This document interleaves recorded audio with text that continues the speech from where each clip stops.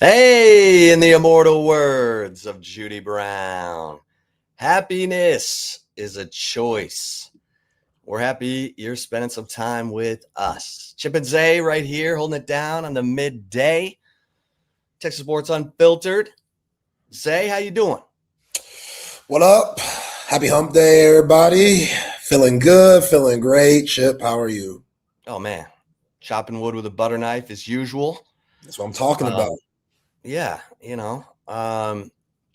it's kind of weird times in the transfer portal for Texas. Say the So, least. You to say the know, least.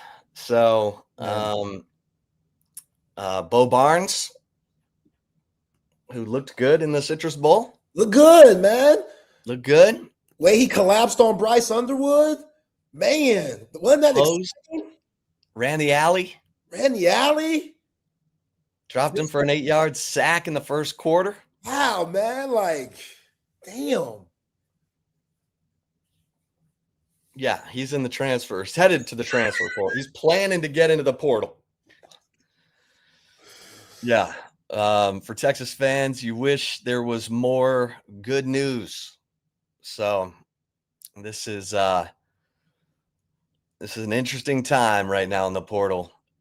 And So what have you heard? Because you know me, I'm gonna start speculating and conjuring, and I don't want to do that. I want to know what happened with Elijah Bo Barnes, because from the outside looking in, especially after that Cheez-It Bowl where I thought he had a decent game.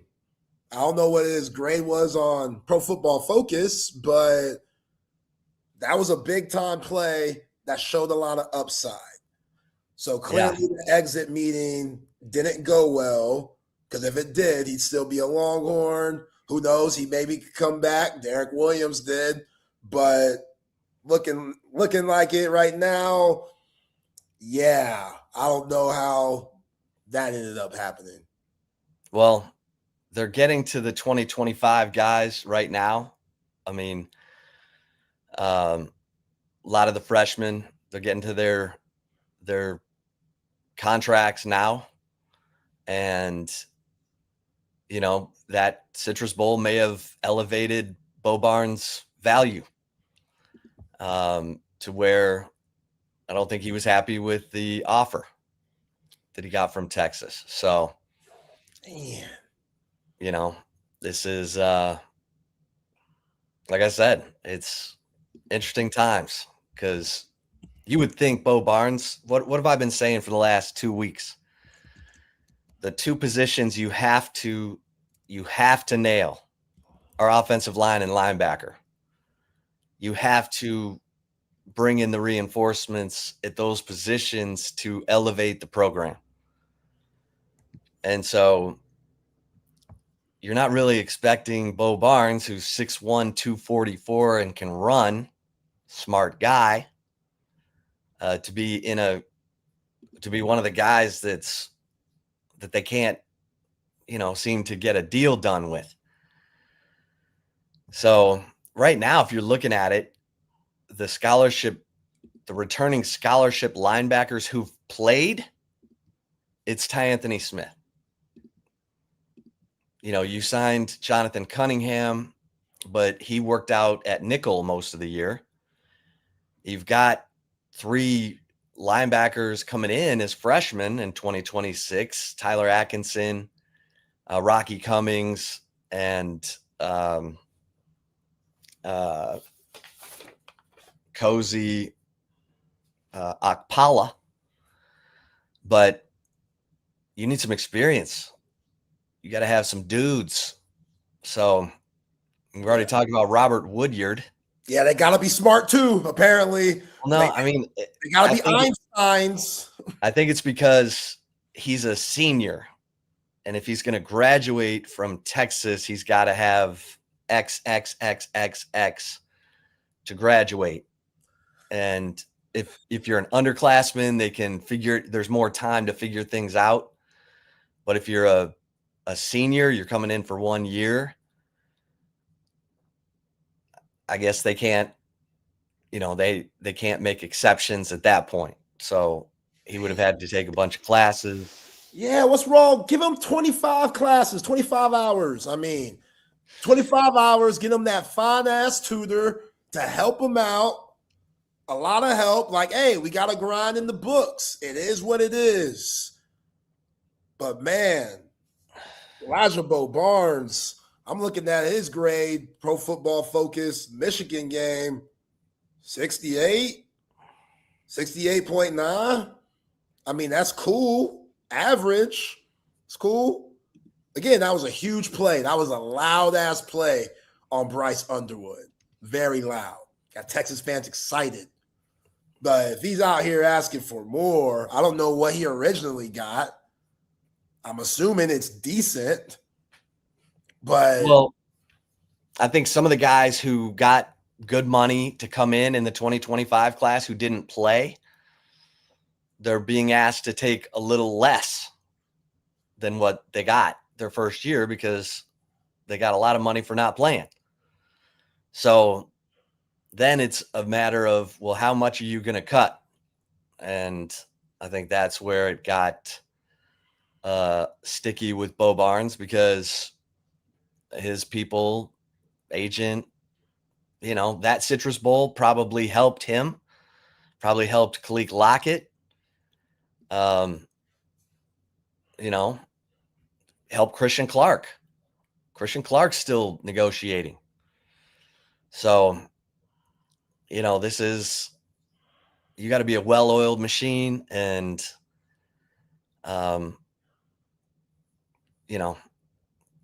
Texas, you would think they know what they're doing because they've done well in the portal. They've supplemented the roster well in the past.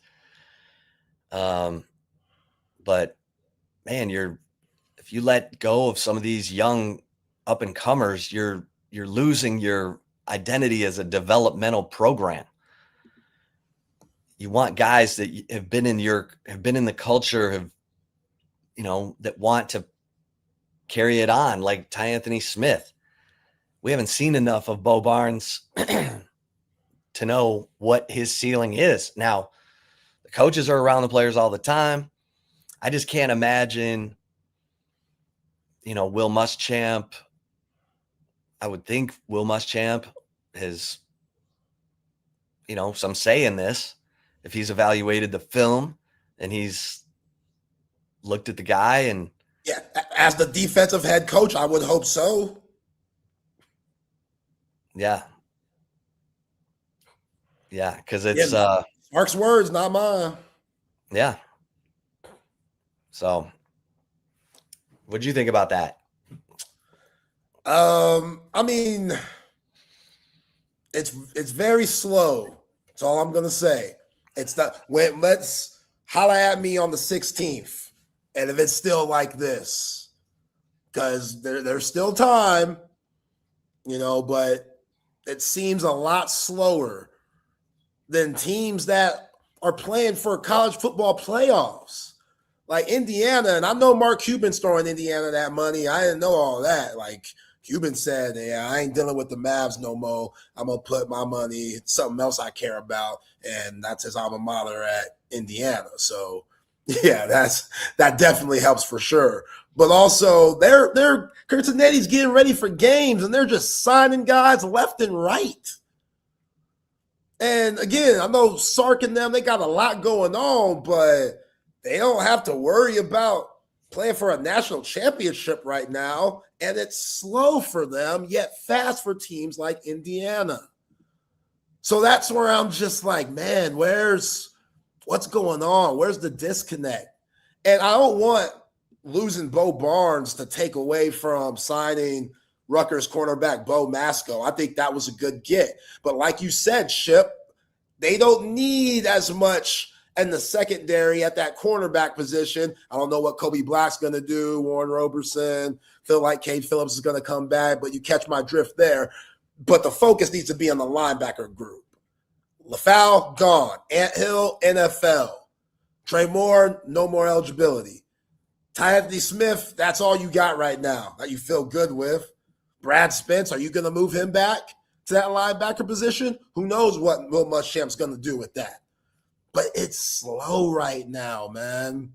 It's slow. And Naaman, bro, I ain't got no eligibility. I can't. There's nothing I can do with that, man.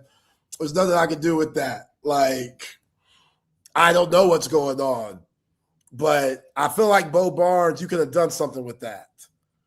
And again, Bo Barnes feels like he's worth more. Who am I to say you can't go out and strive for what you think you're worth? Like, if that's what his team's telling him, it sucks for Texas fans and for Texas, but also Texas, you got to think that they're making good decisions. You got to think that they're doing what's best for the team. So if that's what that means, not paying Bo Barnes that money because you don't think he's good enough, then so be it. But that room is light. That linebacker room is light. Yeah. And so now, you've got the Cal linebacker out there. They've talked to the Wisconsin linebacker, Alliegro. And those guys are veteran guys, but you're going to have to pay them. So it's like, where do you want to invest? Do you want to invest in Bo Barnes, young, hungry, your guy? You recruited him, top 60 national prospect. Again, fits the description of what Will Muschamp wants at linebacker. Big, strong, fast. 6'1", 244, can run. Or do you... Why can't you find no like Cam Scalaboo mindset guys in the D2 level like Kenny Dillingham did? Kenny Dillingham just got a brand spanking new pretty ass contract, all because of gets like Cam Scalaboo, finding guys in the trenches. And guys like Cam Scalaboo took him to a college football playoff, which led to a huge extension because they didn't want Kenny Dillingham flirting with Michigan and whatnot. Like, if that's what you got to do, man, because that's what it's getting to. And again, 10 days, 9 now. What 16, 10, 9, my math all corrupt right now. But hey, they still got time, but it doesn't feel like much time. Right. Yeah, because these days are passing like 3 days in one. Because Texas fans are so hungry for some good news. And I get it. I think, you don't want to come out and make any kind of sweeping conclusions because the portal's still going. What's the plan? It's not like Sark is coming out and giving a briefing each day at the end of the day. So, you're listening to what you're getting from, people who are close to it or sometimes involved in it. And if it's not going their way, they're not going to be happy.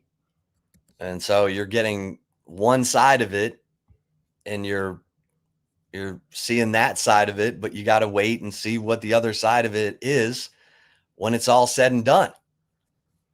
Because again, the track record up to now has been pretty good.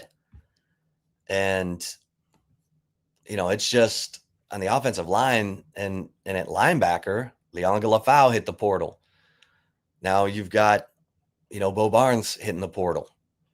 And those two had a connection. So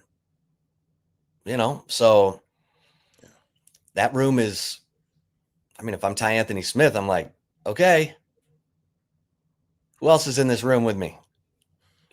Ty Anthony Smith saying, bet I want all them reps.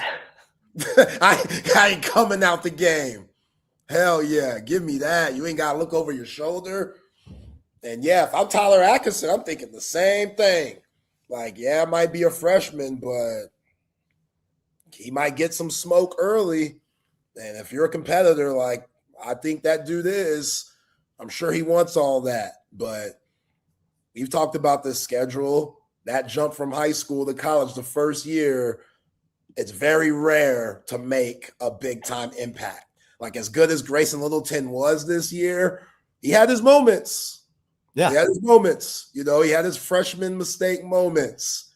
But still, those younger guys, them three that are coming in, once you get here in January, you need to have the mindset of, I'm going to be playing in September.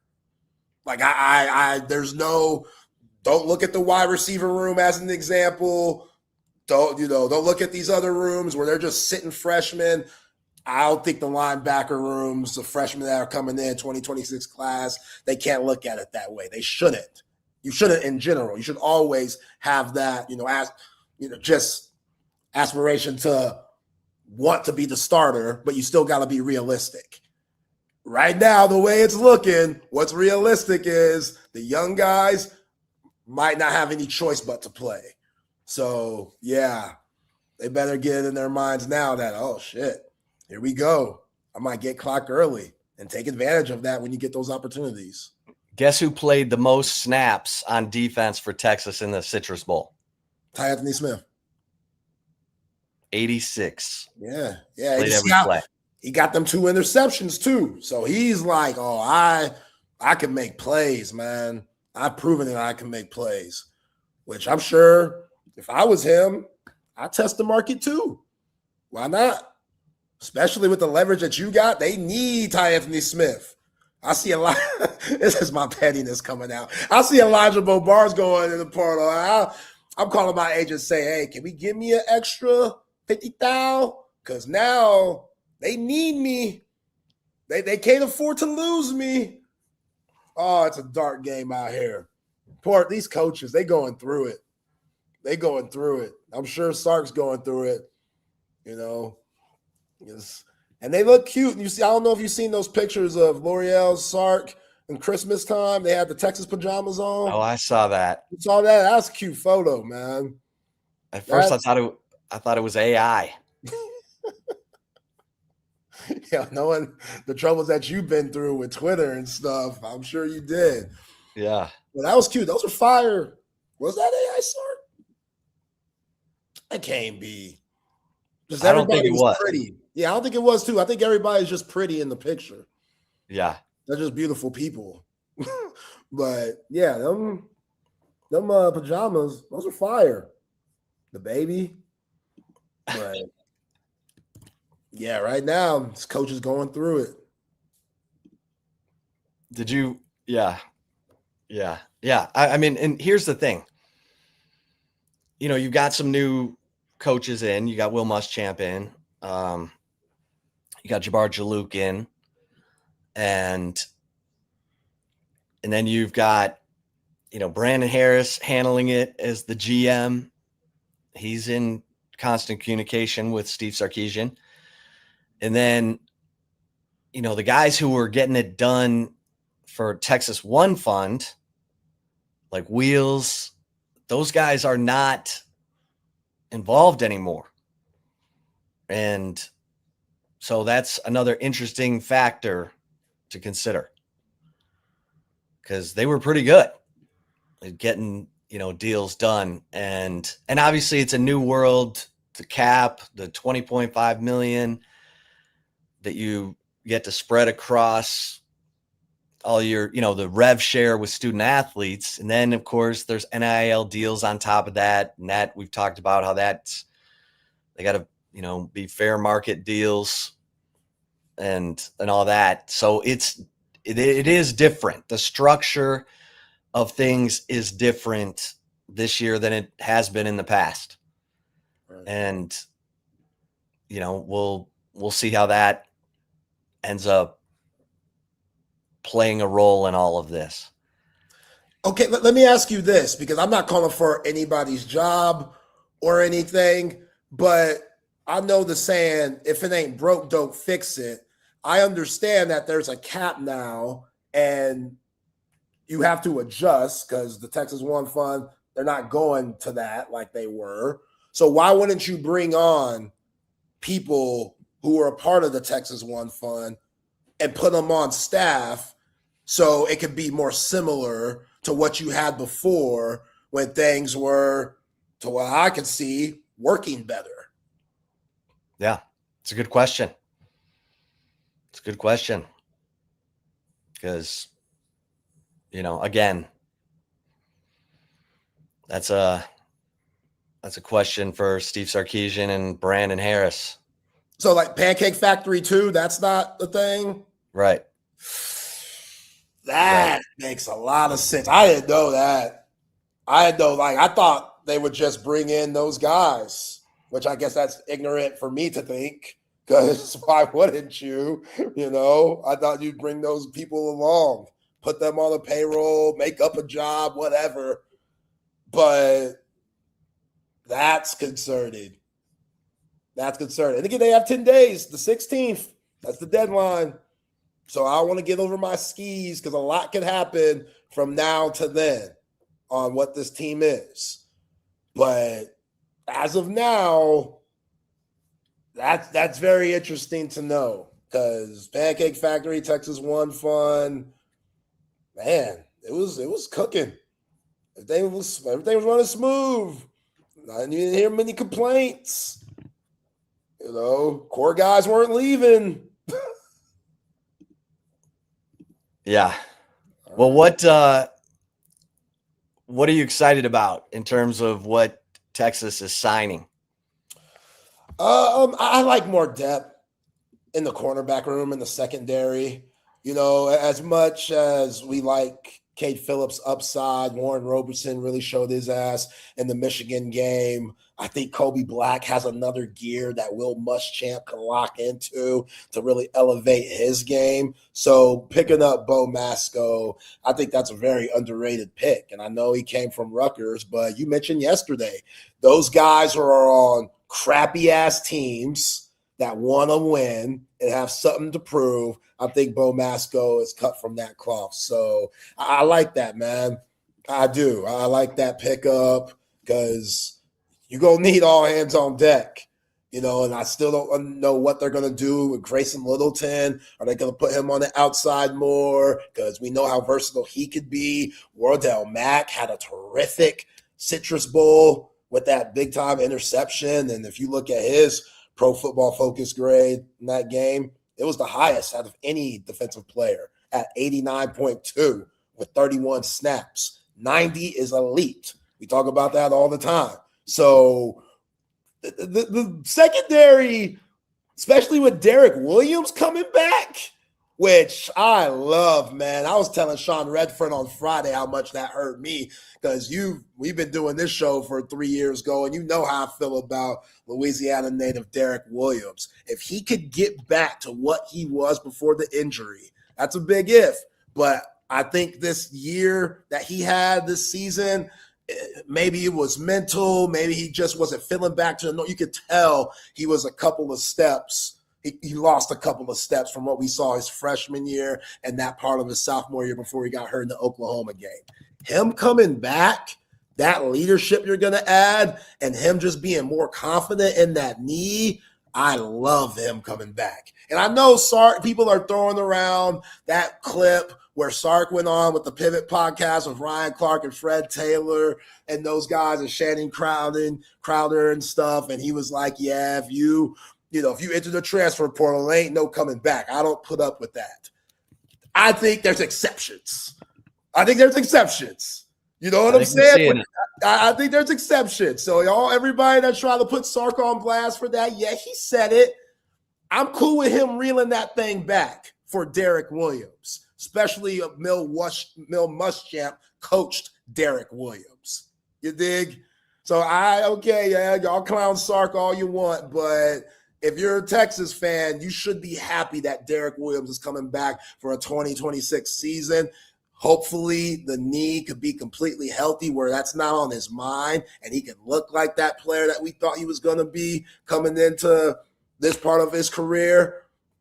I like those moves in the secondary. Yeah.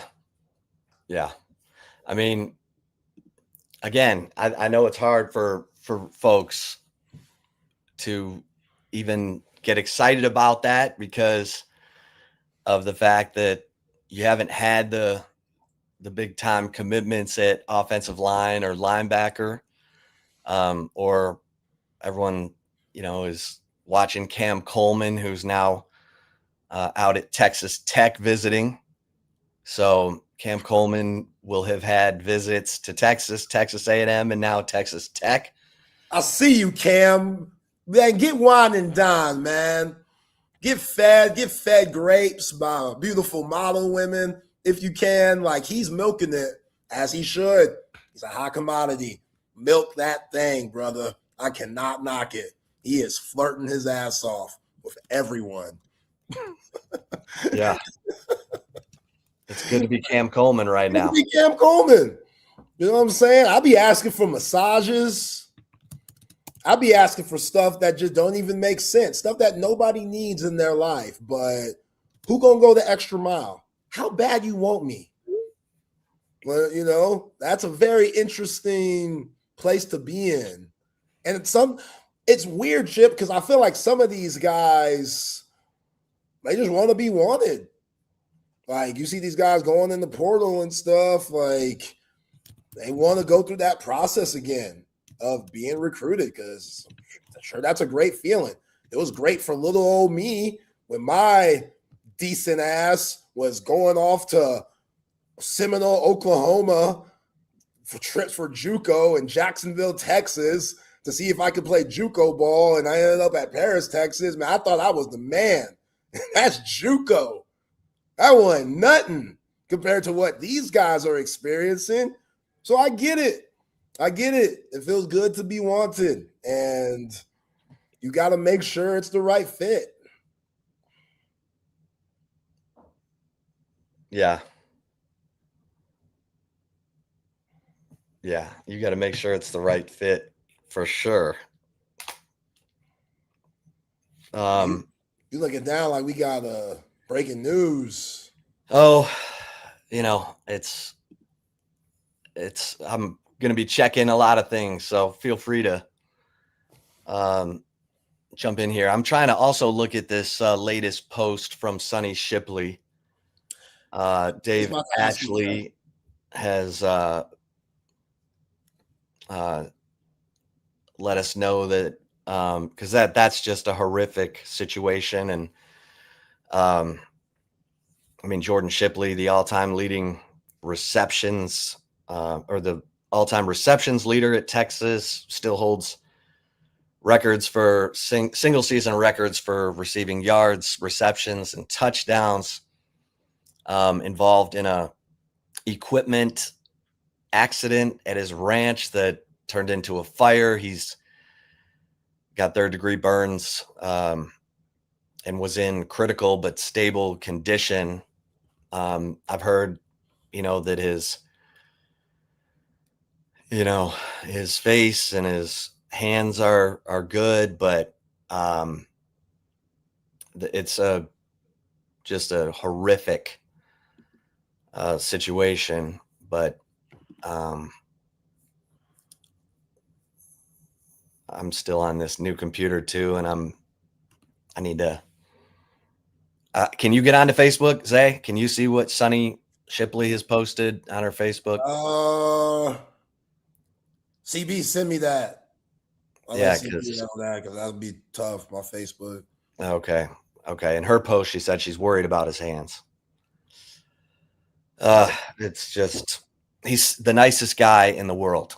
Jordan Shipley is the nicest guy in the world. He's a killer. Like you meet him, you'd never suspect that the guy was as totally accomplished as he was, because he's so humble. He's so low key. He's a lot, he and Colt cut from the same cloth.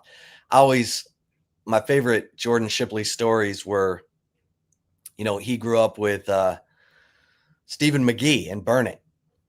And those guys would, they're out there in the country. They would do stuff like go parasailing behind a pickup truck. And one time, I think it was Jordan driving and Stephen McGee up on the parachute, got tangled up in a tree. They were just doing country stuff.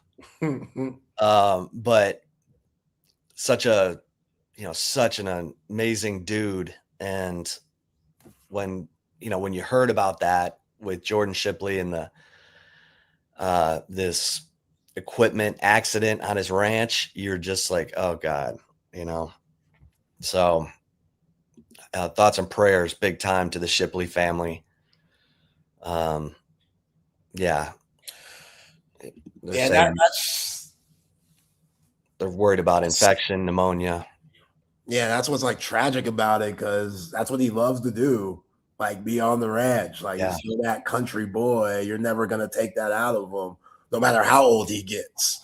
He's always just gonna working around the crib, just doing country boy Texan things.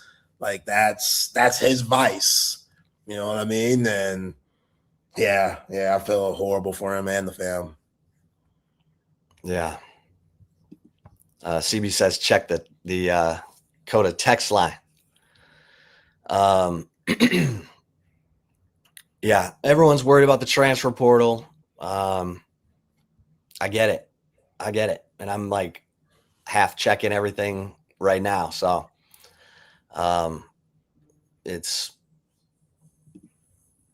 feel free to ask me any questions, that you're thinking about. Well, Raleek Brown, where's that at? Should be in this evening for the visit. That's definitely a name that is at the top of the, alert list. So, Raleek Brown coming in for a visit. That'll be clutch. I mean, you got to see how it goes, but you got to get him on campus first. You got to have that speed date where you try and find out within an hour or two how much football means to a guy. How does he want to be coached? Can he be coached hard?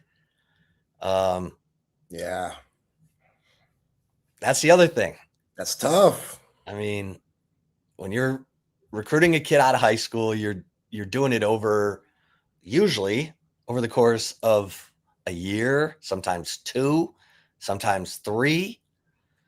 You're developing that relationship. You feel like you really know that person.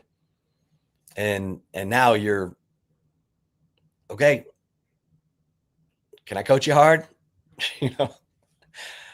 I mean, what's someone going to say? No. Yeah. You can coach me hard. No, coach. You say one thing to me, I might cuss your ass out. I might leave. You know what I like about Raleek Brown though? He's from Stockton, California. That's like one of the toughest towns going. Stockton is not like San Francisco or LA. Stockton that's like Oakland, Yeah. Well, that means something. I mean, you know how it is. Yeah. But nowadays, and I'm not saying Raleek Brown is that, but when you from tough areas and money might be tight, are you asking for more money, more than what you're worth, because you have no choice to? Like that's back in the day, it was cool when you got that get it from the mud type of guy, because money wasn't involved. But now that money is involved, some of these kids, they see what their parents are going through. And again, you can't put it past them on wanting to change their lives for their family. And who knows how deep that runs. We talk about Uncle Ray Ray all the time. So if Uncle Ray Ray, who put that ball in your hands, struggling, you want to help out Uncle Ray Ray any way you could, because you feel obligated to that.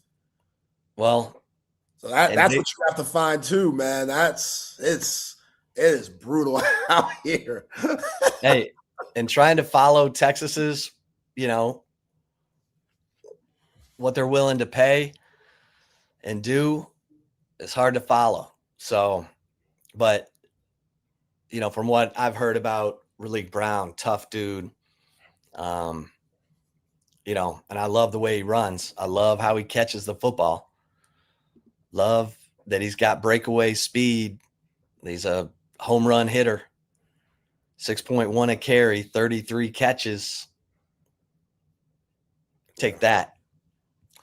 It's because I keep refreshing what y'all are doing on Horns 24/7. You Scruggs, Hank South, E. Henry, the whole crew. Hell of a job. KJ Lacey's renegotiating as to what I'm seeing after I just hit the refresh. Like I said, all those 2025 guys are getting their contracts proposals like over the last several, like beginning of this week. Damn, I'm kind of worried about a backup. Christian Clark's negotiating, KJ Lacey, James Simon, all those guys. I mean, I'm not surprised. I shouldn't be surprised, but also, yeah, you would think KJ Lacey is just a part of the process. Like, I picture the KJ Lacey exit being coming in like, yo, what's up, Sark? I'm back up next year, right? Yeah, probably. Okay, cool.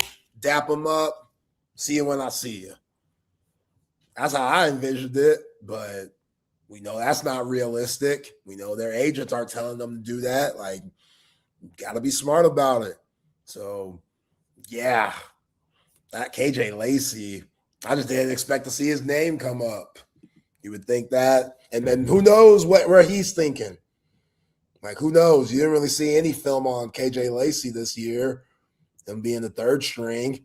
But for him to take Trey Owens' job and force Trey Owens in the portal, that says something to me because I still think Trey Owens got a little bit in the tank. But, yeah, KJ Lacey, everybody. Nobody's safe. Nobody's safe. Well, I know that you saying they cheap, Johnny? Money management. That's like a nice way of saying they cheap. I gotta say this.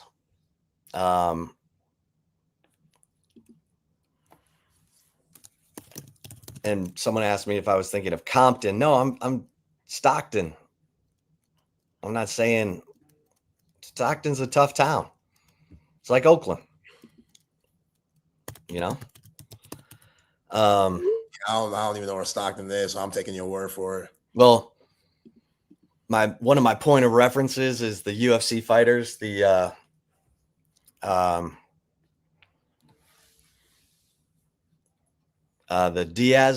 Nate Diaz, they're from Stockton. And those boys, they talk about how tough you got to be from Stockton. You know what I'm saying? Yeah. But anyway. Yeah, I've never been to Stockton. Couldn't tell you where it is on the map. So, yeah, Diaz brothers, them fools tough. Okay, more. Brace yourself for more. Andrew Sprague, the Michigan offensive tackle, I think he just posted on his social media that he is going back to Michigan. So, Sprague entered the portal with a do not contact tag, and Texas was seen as a favorite, but he went back, visited with Kyle Whittingham, and you had the guard Jake Guarnera say that he was going back to Michigan, and once that happened, you're kind of like, ooh, because there was a chance. I mean, Texas talked to both of them, Sprague and Guarnera, and then they went and talked to Kyle Whittingham, and now it appears they're staying. So the hits just keep on coming, Zay. The hits just keep on coming. 9 days, baby, 9 days. I mean, Yeah, it's Michigan football. I'm sure they worked out a good deal for him. Kyle Whittingham is a really good coach that now that he has the talent to match the coaching, even though he's on the older side, I think Kyle Whittingham could make some noise in Ann Arbor. Because if he was making noise in Salt Lake City and he wasn't getting anywhere close to the players that he's going to be able to get now. So that's not surprising. I also think Sprague, you're battling with Brandon Baker. So I don't know if you're out here coming just saying, all right, this spot is just yours. I think Brandon Baker has every right to fight for it. But if Sprague's asking for starting money and he might not even be a starter. Well, they would probably move Brandon Baker inside to guard. Okay. I know they talked to him about that. And he cool with it? I don't know if his agent's cool with it, but I think, you know, I mean, it's a different world, man. See, man, the agents have feelings now. They got feelings where, I mean, I know that tackle money is crazy in the league, but it's not his fault that Brandon Baker, he's a decent tackle, but he ain't good enough to just hold that spot like that. If they're thinking about moving him, ain't nobody think about moving Kelvin Banks. And when that was thrown out to just completely disrespect what he did at Texas, just because I don't know why that rumor was a rumor, and he ended that very quickly in his rookie year where he should be first team all rookie by far. He was easily the best rookie offensive lineman in the NFL. But yeah, if coaches are moving you, you ain't good enough to hold that position. That's okay. Like Quinn Nelson's a really good, very high paid guard in the NFL. So yeah, you got to do what's best for the team. If you feel like you're worth more than that, if you know you're a tackle, like we've been saying all along, go out, flirt around, and go get what you think you're worth. I can't knock it, but I am going to continue to trust Texas and how they're going about this and every decision that they make for the program.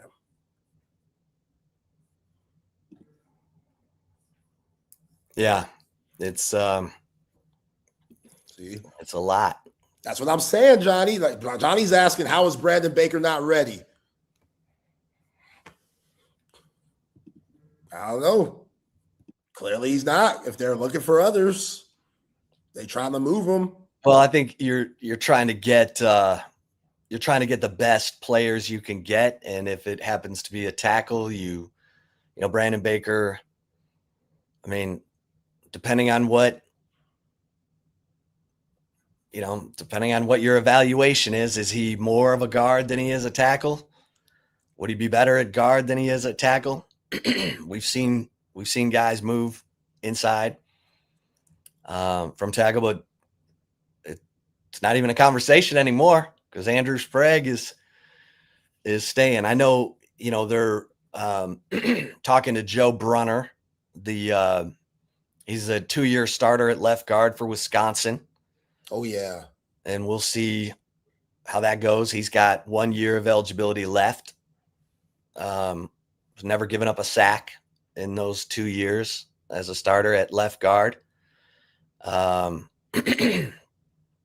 So, yeah. Those Wisconsin boys, they tend to be, they tend to get after you a little bit. Yeah, lifting hay, working on a farm. Hell yeah, I love them. Them white boys, tough as hell, man. Yeah, we like that. Yeah, it's slow right now. Texas fans impatient. I get it. You didn't make the college football playoff. It'd be different if you were still playing and it was slow. Texas fans wouldn't be tripping. You know what I'm saying? Because they'd be focused on different things. But you out here winning the Cheez-It Citrus Bowl, and you slow. That's a lot. Texas fans, that's a lot, man. That UTSD is real. It's real, you know. And it's the 20th anniversary of Vince Young a few days ago. Rose Bowl, national championship. So that's what we seeing a lot of that go around. Celebrating the 20 years, which, as fun as it was, it gives you a lot of pain for where you at now, which ain't that bad. Strong and Herman, it was way worse then. But college football playoff, back-to-back seasons, and you don't make it in Arch Manning's first year as a full-time starter. Texas fans are a little uneasy right now. Yeah. Well, I guess we need to at least mention Texas basketball last night and Cam Heide back in the starting lineup. And they get him some shots, and he hits, what was he, 5 of 9 from 3? Good game. I don't know. I mean, what you tell me what you thought of that, what you thought of that game, because there was more grousing from Sean Miller. Yeah. At the end, in the post game. Yeah, he's become really frustrated where now I'm at the point he might lose these guys with how frustrated, because there's so many different frustrations here.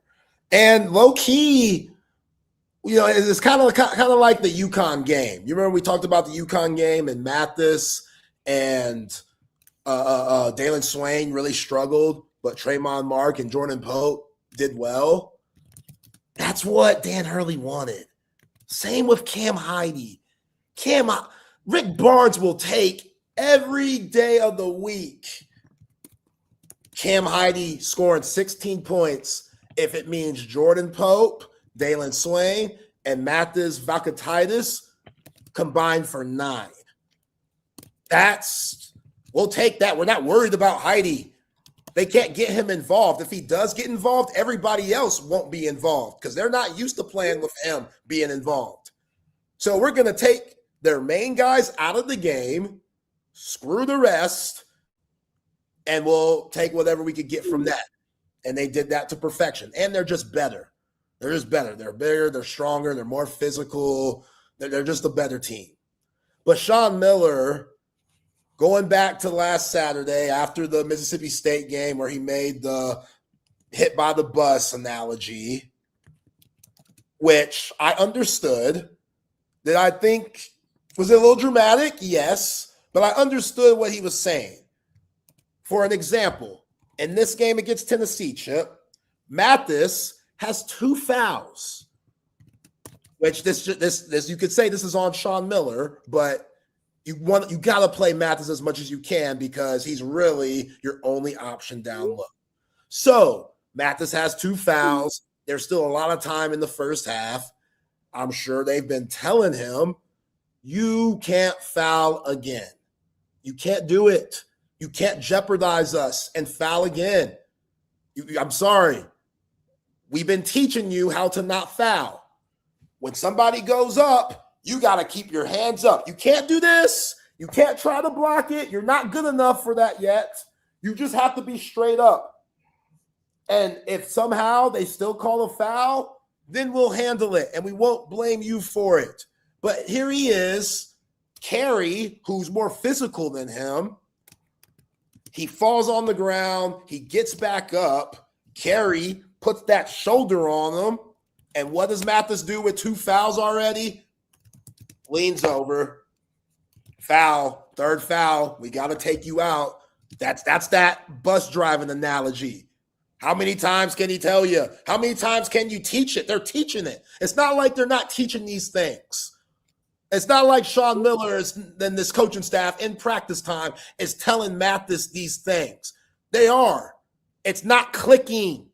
The basketball IQ for a lot of these guys, it's just not there. It's just not there. And that's on Sean Miller. We talk about the speed dating with Steve Sarkisian. You got to find guys, and Sean Miller said it yesterday. He said it when he got here, March, whatever the hell he said, March 18th or something. Those first 10 weeks were hell because they're just scrapping to find guys to put a team together. And clearly they have not done a good job. Mathis is also not a good teammate either. He's not. He's not a good teammate. He pouts on the bench when things aren't going his way. He gets up slow. You don't see much clapping. And Miller kind of talked about this too. He was like, when guys aren't playing well, they get in their heads and stuff, and it allows them to affect them. And it's about them and not the team. He's talking about Mathis. He's talking about Mathis there. He's got to mature. He's too much of he's just too much of a strength for this team for him to be a liability like he's been. And that's what Rick Barnes' team will do to you. They're physical. They're big. Like, it was rough for him. But he can't allow it to affect the next play and the next play to where his mind is completely out of the game. And that's what's happened with him.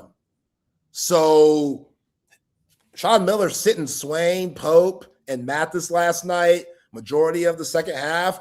I thought that was a good move.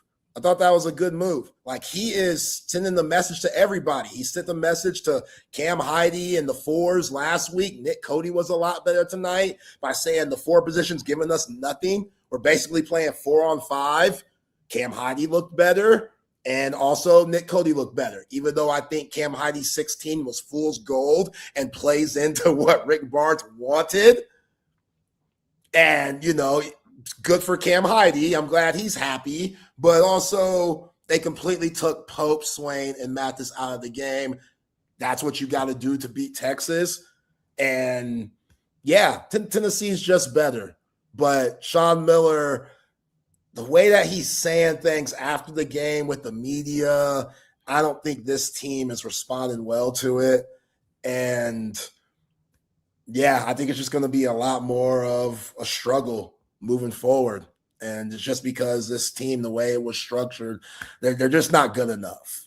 They play hard. They played hard. Kendall Weaver, Tremont Mark, Simeon Wilcher, Cam Heide, Nick Cody. You could throw Traore in there for the last 12 minutes of the game where they went to a zone and they kind of fought back. That was a good moment. But, man, it's just not seven turnovers for Swain. Yeah. That cannot happen. Yeah, they were bad turnovers too. He tried to throw a cross-court pass in the second half that just was so ill-advised. And, hey, he's probably exhausted. Like, what he did in that game against Mississippi State, he put his heart out there. And Rick Barnes, they were like, this fool ain't going to beat us because we have the size to deal with him, even though Dalen Swain's 6'8". You're going up against this Rick Barnes team that has 6'8", 6'9", and not only are they tall, but just the mass, man, the size of these dudes. Like Carey's a monster. I remember him being a monster giving Texas problems last year at Vanderbilt. He was a monster again. And just the way that they guard on-ball screens, Gillespie and Hubbard the other night for Mississippi State, I don't know if they're not talking, and this goes back to the bus driving comment that he made. Like, you can't allow someone like Josh Herbert to kill you. Okay, it happened. We're probably working on that a lot until Tuesday, where you face Tennessee, another team that likes to put their star point guard in high pick-and-roll situations. What does Gillespie do? He gives you 30. 34, 12 of 18. If you're 5 of 8 from 3. You're losing your mind because, again, they're going through these things. These guys, this is where I mean the IQ ain't there. The IQ ain't there. And it's time to start Simeon Wilcher over Jordan Pope. It's time. It is time. Jordan Pope, he showed you last night that if his shot ain't falling, he's going to get blown by. He's a liability on defense. And I'm not saying Wilcher's that much better than Jordan Pope, because Wilcher has flaws too. But at least Wilcher, he has a certain amount of athleticism that Jordan Pope does not have, to where it just brings an extra amount of juice to the game. And he just has a certain swagger that also Jordan Pope doesn't have. At least right now, Jordan Pope's really good against mid-majors. He doesn't turn the ball over. He can get his shot off. But when they play against SEC-level competition, Power 5-level competition, he can struggle. He can struggle. And right now, he was a part of that crew that Sean Miller was talking about with effort. He said effort, I don't know how many times in that around 8-minute press conference he had after that game. That's really the only thing he was preaching. He was questioning guys' effort. And he was talking about Dalen Swain, Mathis, and Jordan Pope, all the guys that he sat. So maybe that is a message where those guys should be offended by it, and you should want to prove Sean Miller wrong, or it could backfire and say, well, maybe you're the problem, coach. Like, maybe you need to take a little bit more accountability. And that's where I fear Sean Miller might have lost the team. Yeah, I was going to say, was there anything positive that came out of last night's game? Yeah, like Tremont Mark continues to play good basketball. You know, that missed free throw he had against Mississippi State, that was a killer with how well he's been playing. And I think that's one thing Sean Miller has really done well, just unleashing his confidence and making him better for the team. Again, Cam Heide, even though I think it did play into Rick Barnes' strategy, you still got to hit the shots. Even though that they were more available because they weren't worried about them, you still got to knock them down. And he did that. And he has good range. And he put the ball on the deck last night and got a layup. I haven't seen that once. So Sean Miller calling him out in that presser after Mississippi State, I think it got to Cam Heide. You know, and I saw Declan DeRuin a little bit. I wish he would have played more. I'm still confused on that situation. But I also think Simeon Wilcher, like I said, I think he needs to get some more minutes over Jordan Pope. And I think Sean Miller is starting to realize that from what he saw last night from the point guard position. Yeah. That was tough. Woo. Yeah. Yeah, you hate to say that Sean Miller is not getting through to this team at all. Yeah. And the way, you know, what was the comment he said after the game? He said, he had one that really stuck out. The one where he said, I play for Sean Miller. Yeah. That one was kind of weird. That's a little, because it's obvious. Like, here's the quote. He said, I thought there were a number of guys who really tried to create the second shot opportunities with effort. We want to play with pace and togetherness, but you weren't really able to do that tonight. Some of it is Tennessee is such an excellent defensive team that they take some of those things away, but we have to establish that I'm playing for the University of Texas. I play for Sean Miller. He's the coach. What he says goes. This is how we do it. Yeah. He said, I play for myself. I play for my teammates. Mostly I'm caught up in the moment. I'm playing a game I love, and I'm going to play as fast, as hard as I can. And then he said, if you can't play with effort, it's going to be very, very hard the next couple of months. So, yeah.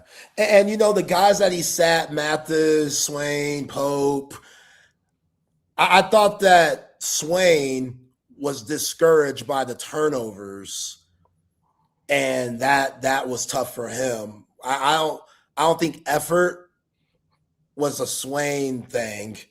Mathis, I think his effort's there. I just don't think he's very smart. And when he was talking about, and the quote that you just read, like, I do what I'm told type thing. Like I listen to the coach. Sean Miller's the coach. I listen to what he says. What he says goes. I think that, and I could be wrong, but from what I've watched and how I watch Mathis play, and I'm sure the things that they're asking from Mathis, it feels like Mathis, he gets caught up into the game and he just starts doing his own thing because emotions are flying high, elbows are being thrown. Being a big is tough. I think you could argue being a big in college is tougher than it is in the NBA because the NBA is pretty free flowing. College, there's no defensive 3 seconds. It's just a more physical game. So if you allow those negative emotions to, come into play, if you're a player and you're not listening to the coach because you're completely checked out of the game because you want to get back out of the big that you're guarding or who's guarding you, which I think Mathis could get into that one-on-one game instead of focusing on the team. That's what he's talking about there.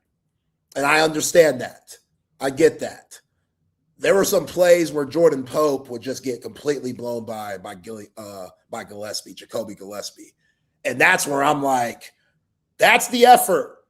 That's the effort. There was a play where Jordan Pope just turned it over in the first half, and he was even with Gillespie when he turned it over. And somehow Gillespie beat him up the court and got a wide open layup, no foul or none, at least hack the shit out of him to where he's flying in the stands and you send a message that none of that weak stuff is, do it legally, go for the ball. You can still go for the ball and make it a collision where you're going to get a common foul instead of a flagrant, but show effort there. Don't turn it over and then allow a free lane for a layup, fast break on the other end. And then there's a play where Dalen Swain threw him the ball. It goes out of his hands, out of bounds.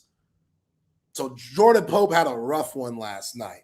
And Sean Miller, yeah, he's putting those guys on notice.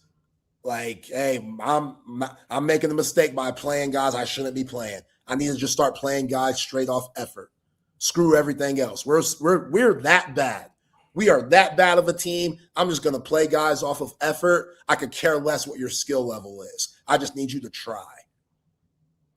Yeah, this Major Payne says Miller's expecting what Vic Schaefer's getting out of his girls. And I'll say this about Vic. He came in, he inherited a team that didn't really fit what he wanted to do. But, man, he got them to buy in. And they made it to the Elite Eight. They knocked off UCLA and top-seeded Maryland through sheer effort, playing like a 6-7 player rotation tops. And he got them to buy in to playing his pressure defense, to doing the dirty work, taking charges, and doing the things that Vic has always demanded of his teams. And they weren't the prettiest, not prettiest, but the game wasn't, it was a grind, but they would grind you defensively. They hung around. They were able to, kind of get you out of your game. I mean, I thought that year was unbelievable. And then players left and he brought in his players, and he's been able to build this roster the way he wants it. And Sean Miller talked about that some last night too. Someone asked him, are you surprised you're having to talk about effort this far into the game? And he said that it was a chaotic, he said, I became the head coach on March 28th. It was a very chaotic 8 to 10 weeks in today's world. When you come in, you have to make a lot of decisions and build a team in a hurry. So, Zay, that sounds to me like, let me get this thing figured out, and maybe next year the team will look more like, what I'm looking for. But how do you not have a point guard? Like, that's like not having a quarterback. I mean, the first position you got to have is a point guard.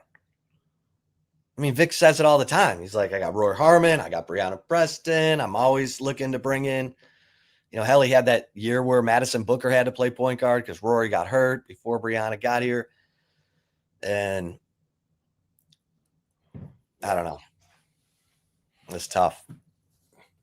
Yeah, and your point guard doesn't necessarily have to be a scorer, but it has to be able to control the game and just understand what everybody's strengths and weaknesses are. And sometimes that means for that point guard, as we saw with Gillespie last night, to score more. Sometimes it means to be more of a TJ Ford and distribute. Rory Harmon, she distributes most of the time, but when it's time to score, she can step her game up and do that for Texas. That's why she's so valuable, and Texas is undefeated and looking like a national championship contender on the women's side. We talked about it, Chip, when he was saying all this stuff earlier in the season about Jordan Pope, and you and I were coming on the show saying, what is he talking about? Why are you east to him? Why is he like solidified Jordan Pope being the man at the point guard spot? That doesn't make much sense. And again, I don't want to bash Jordan Pope, but he didn't ask for this. Like, I'm sure he's confident in himself, but hey, dude, you're not that type of player. You're a decent off the bench player. If he came off the bench, he'd be solid. But to hand him the keys and put all that trust in him, he misevaluated that. Simple and plain. Like, he came in thinking that Jordan Pope could be that guy. Jordan Pope is not that guy. So, and Simeon Wilcher, he's not that either, but I still think Simeon Wilcher gives you more juice than Jordan Pope does. And for the rest of the year, I think that's the way to go. Jordan Pope can still play. I'm not saying don't play him, but if I'm Sean Miller, Simeon Wilcher's getting way more minutes than Jordan Pope until I see Jordan Pope improve. Yeah. I agree with that. Any other thoughts on the game last night? The women will play tomorrow at home against Auburn. That should be a win. Yeah, the zone that Texas played, it was a little 2-3 matchup zone, which I knew it was a little all over the place. They clearly gave up some easy baskets, gave up some alley-oops from it, but I would like to see that more, just because at least when you play against teams of size like a Tennessee, you got to be better at finding where Gillespie is. But overall, you're not very concerned about everybody else's three-point shooting ability. And in the SEC this year, like we said yesterday, it is not what we saw last season where everybody was good and everybody was loaded. Everyone in the SEC has flaws. If Vanderbilt is your best team in the SEC, this is a down year. Sorry, Vanderbilt. Kudos to what they're doing. But right now, they're undefeated. Kentucky's down. Florida isn't looking like the team that they were last year. They're going through some ups and downs. Calipari at Arkansas, he's kind of figuring some things out with his young guys, but they're still really young. So the games that they've lost, it's been a lot because of youth. A&M is playing well right now. They got a huge win at Auburn yesterday. So how good are they really? What I'm saying is teams have flaws. So at times playing the zone, I'd like to see more of that. I'd work on that. And it's weird because some coaches look at playing zone defense as beneath them, because there's always been a weird narrative on zone defense. You can't guard me, which is why you're playing zone. You can't guard us mano-a-mano. What are you hiding? Because you're playing the zone. Which, yeah, some of that's true, but also if my zone's good and you're struggling to score on it, what does that say about you? So I think Sean Miller could look at that a little bit more. because I like that zone. I'm not saying play it the whole game. You're not Jim Boeheim, but just to switch things up and to hide, which Texas needs to hide things like how small they are on the inside and at the 4 position. So sometimes playing the zone, even though you're going to give up more offensive rebounds, I don't think it's a bad thing. I think you're going to force teams who don't want to shoot and make them have to shoot.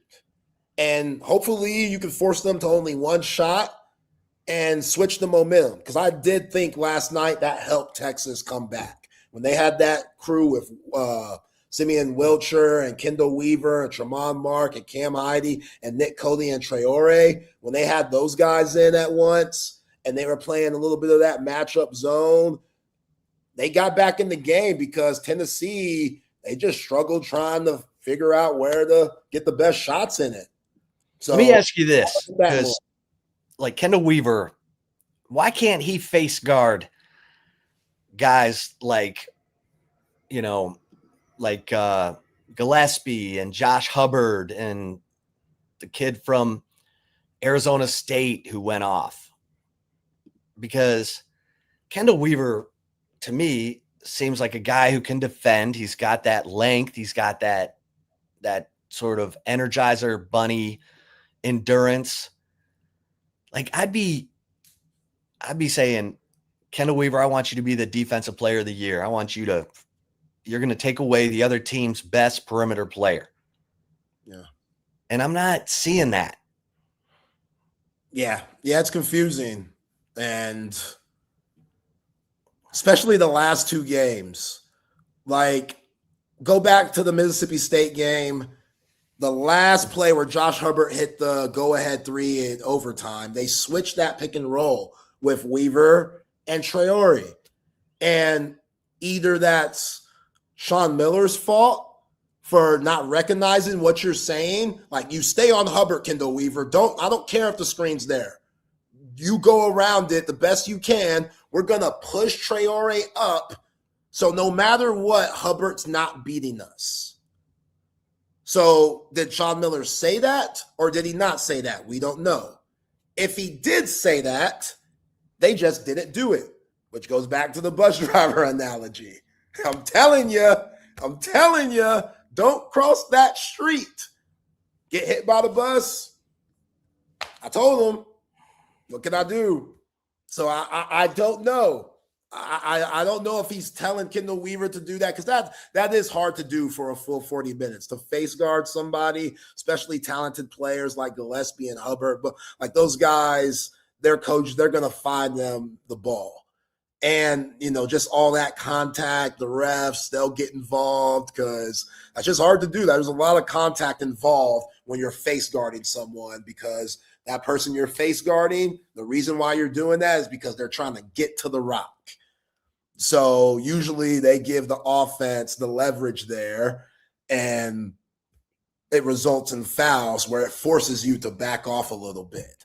But I'm with you. At least try. At least try. At least try to do a little bit of that. And yeah. I'm trying to think. Well, I remember Russell Westbrook face guarding AJ Abrams, in that game out against UCLA. But they've done it. Not Sean yet. I haven't seen him just assign one player to face guard and just turn your back to the action. You just stay in the grill of that guy. And it just seems like, man, Texas has gotten burned by guys who've just gone off. And that's what we saw last night. It's what we saw from Josh Hubbard. Yeah. That's what we saw from Odom at Arizona State and Maui. Right. Exact. The point guards, man. I would be like, okay, it's Kendall Weaver time. You're going face guard. Yeah. Because he'll do it. He'll give you everything he's got. And he's got length. He should be able to do that.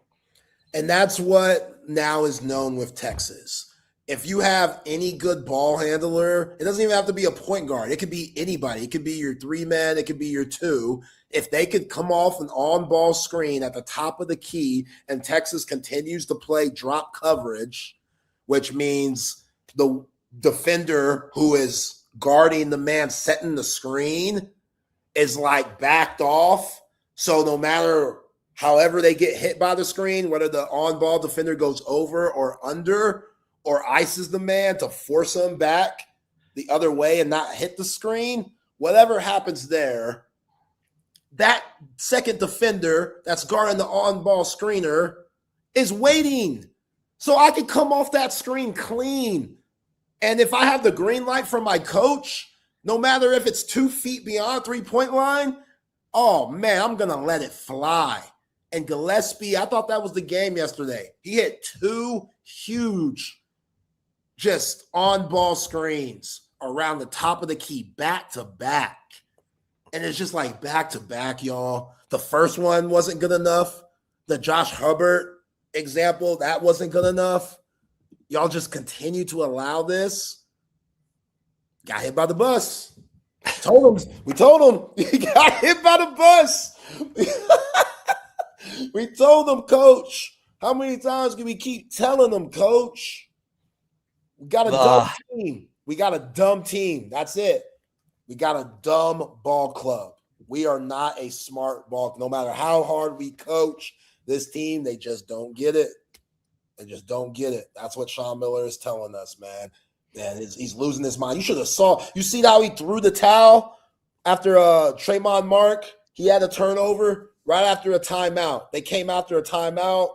Most likely, a coach draws up a play to run when you come out of the timeout. Tremont Mark goes baseline. Somehow he gets stuck, runs right into the double team, turns it over. Sean Miller threw the hell out of his towel.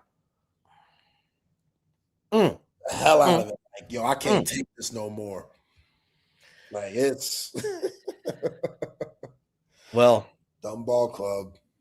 If you're just tuning in, it's been a day of more downs than ups in the football transfer portal so far today.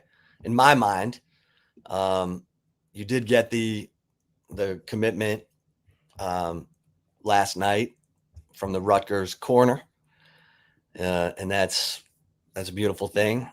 But Texas on the offensive line, Andrew Sprague, the Michigan right tackle, honorable mention, all Big Ten, 6'8".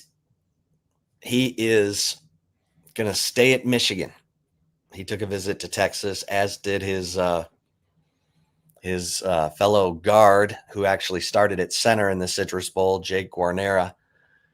And they're both staying at Michigan. So Kyle Whittingham did a good sales job on that. Did they both play against Texas? No, Sprague did not. Okay. Sprague did not. Now, he had I never could quite get from him. I think he was injured. I think he had an injury. But Raleek Brown, so last night, Texas gets the commitment from Bo Mascoe from Rutgers. And, while we were on the air, I think Nate Kibble committed to Baylor. And then after we got off the air, Jake Guarnera withdrew his name from the transfer portal to stay at Michigan. Texas got the commitment from Rutgers cornerback Bo Mascoe, who has a relationship with Mark Orfe, Texas's cornerbacks coach. And then Daniel Cruz, the backup center, is entering the transfer portal. And, we have heard that Cade Phillips is good to go for next year. Grayson Littleton, Jonah Williams. But, we reported last night Bo Barnes was still working out details. Same with Christian Clark. And then, of course, Derek Williams withdrawing his name from the portal. and returning to Texas. That was good news. And Raleek Brown, the Arizona State running back, is due to be starting his visit to Texas right around 5:00. And Kansas safety Lyric Rawls is expected to take a visit to Texas. And Miami defensive lineman Dante Simpson Jr., who's no longer obviously working out with the team, is on campus today for a visit.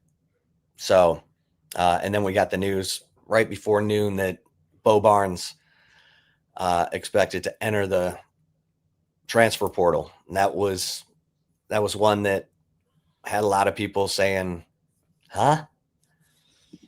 Because that one's just tough. So, you know, I saw somebody throw out a number that they heard, like he's getting 800,000 and asking for more. I don't know if that's true or not, but yeah. I don't think that's it. I mean, I don't know what the number is. He got, what he got to come here as a freshman. And then, from what I understand, he was asked to take a cut. And because he didn't play this year. I mean, he played 43 snaps and 19 of them were in the Citrus Bowl. But he played well. And that one play, him closing on from 15 yards out and just, getting on top of Bryce Underwood for that sack. I mean, we all saw it. It was like, wow, okay. That dude is 6'1", 244. He can run. He doesn't have any hesitation. Like as soon as he saw Underwood leave the pocket, that's his guy. He's the spy. I'm going to get him. And he went and got him. And you walked away from that game going, okay. There's some talent under here. There's some young talent that's been waiting for its turn, and now it's bubbling up. Bo Barnes, Wardell Mack, Khalik Lockett, Christian Clark. And you're like, okay, this is all looking good. But the reduction is where's the balance? Based on, okay, you got a bunch of money, you didn't play. We're going to cut that back. So over the 2 years, if you think he's a $500,000 a year player, well, then it needs to balance out to that. You have to make a compelling argument that the kid's agent can take back to the client. Otherwise, it looks like you're lowballing to run them off. Yeah. And so that was a uh-oh. Yeah. Now, again, recruiting, I'd say it all the time. It is a wild ride. It is going to twist you up one side, down the other. You're going to be like, you're going to lose your mind.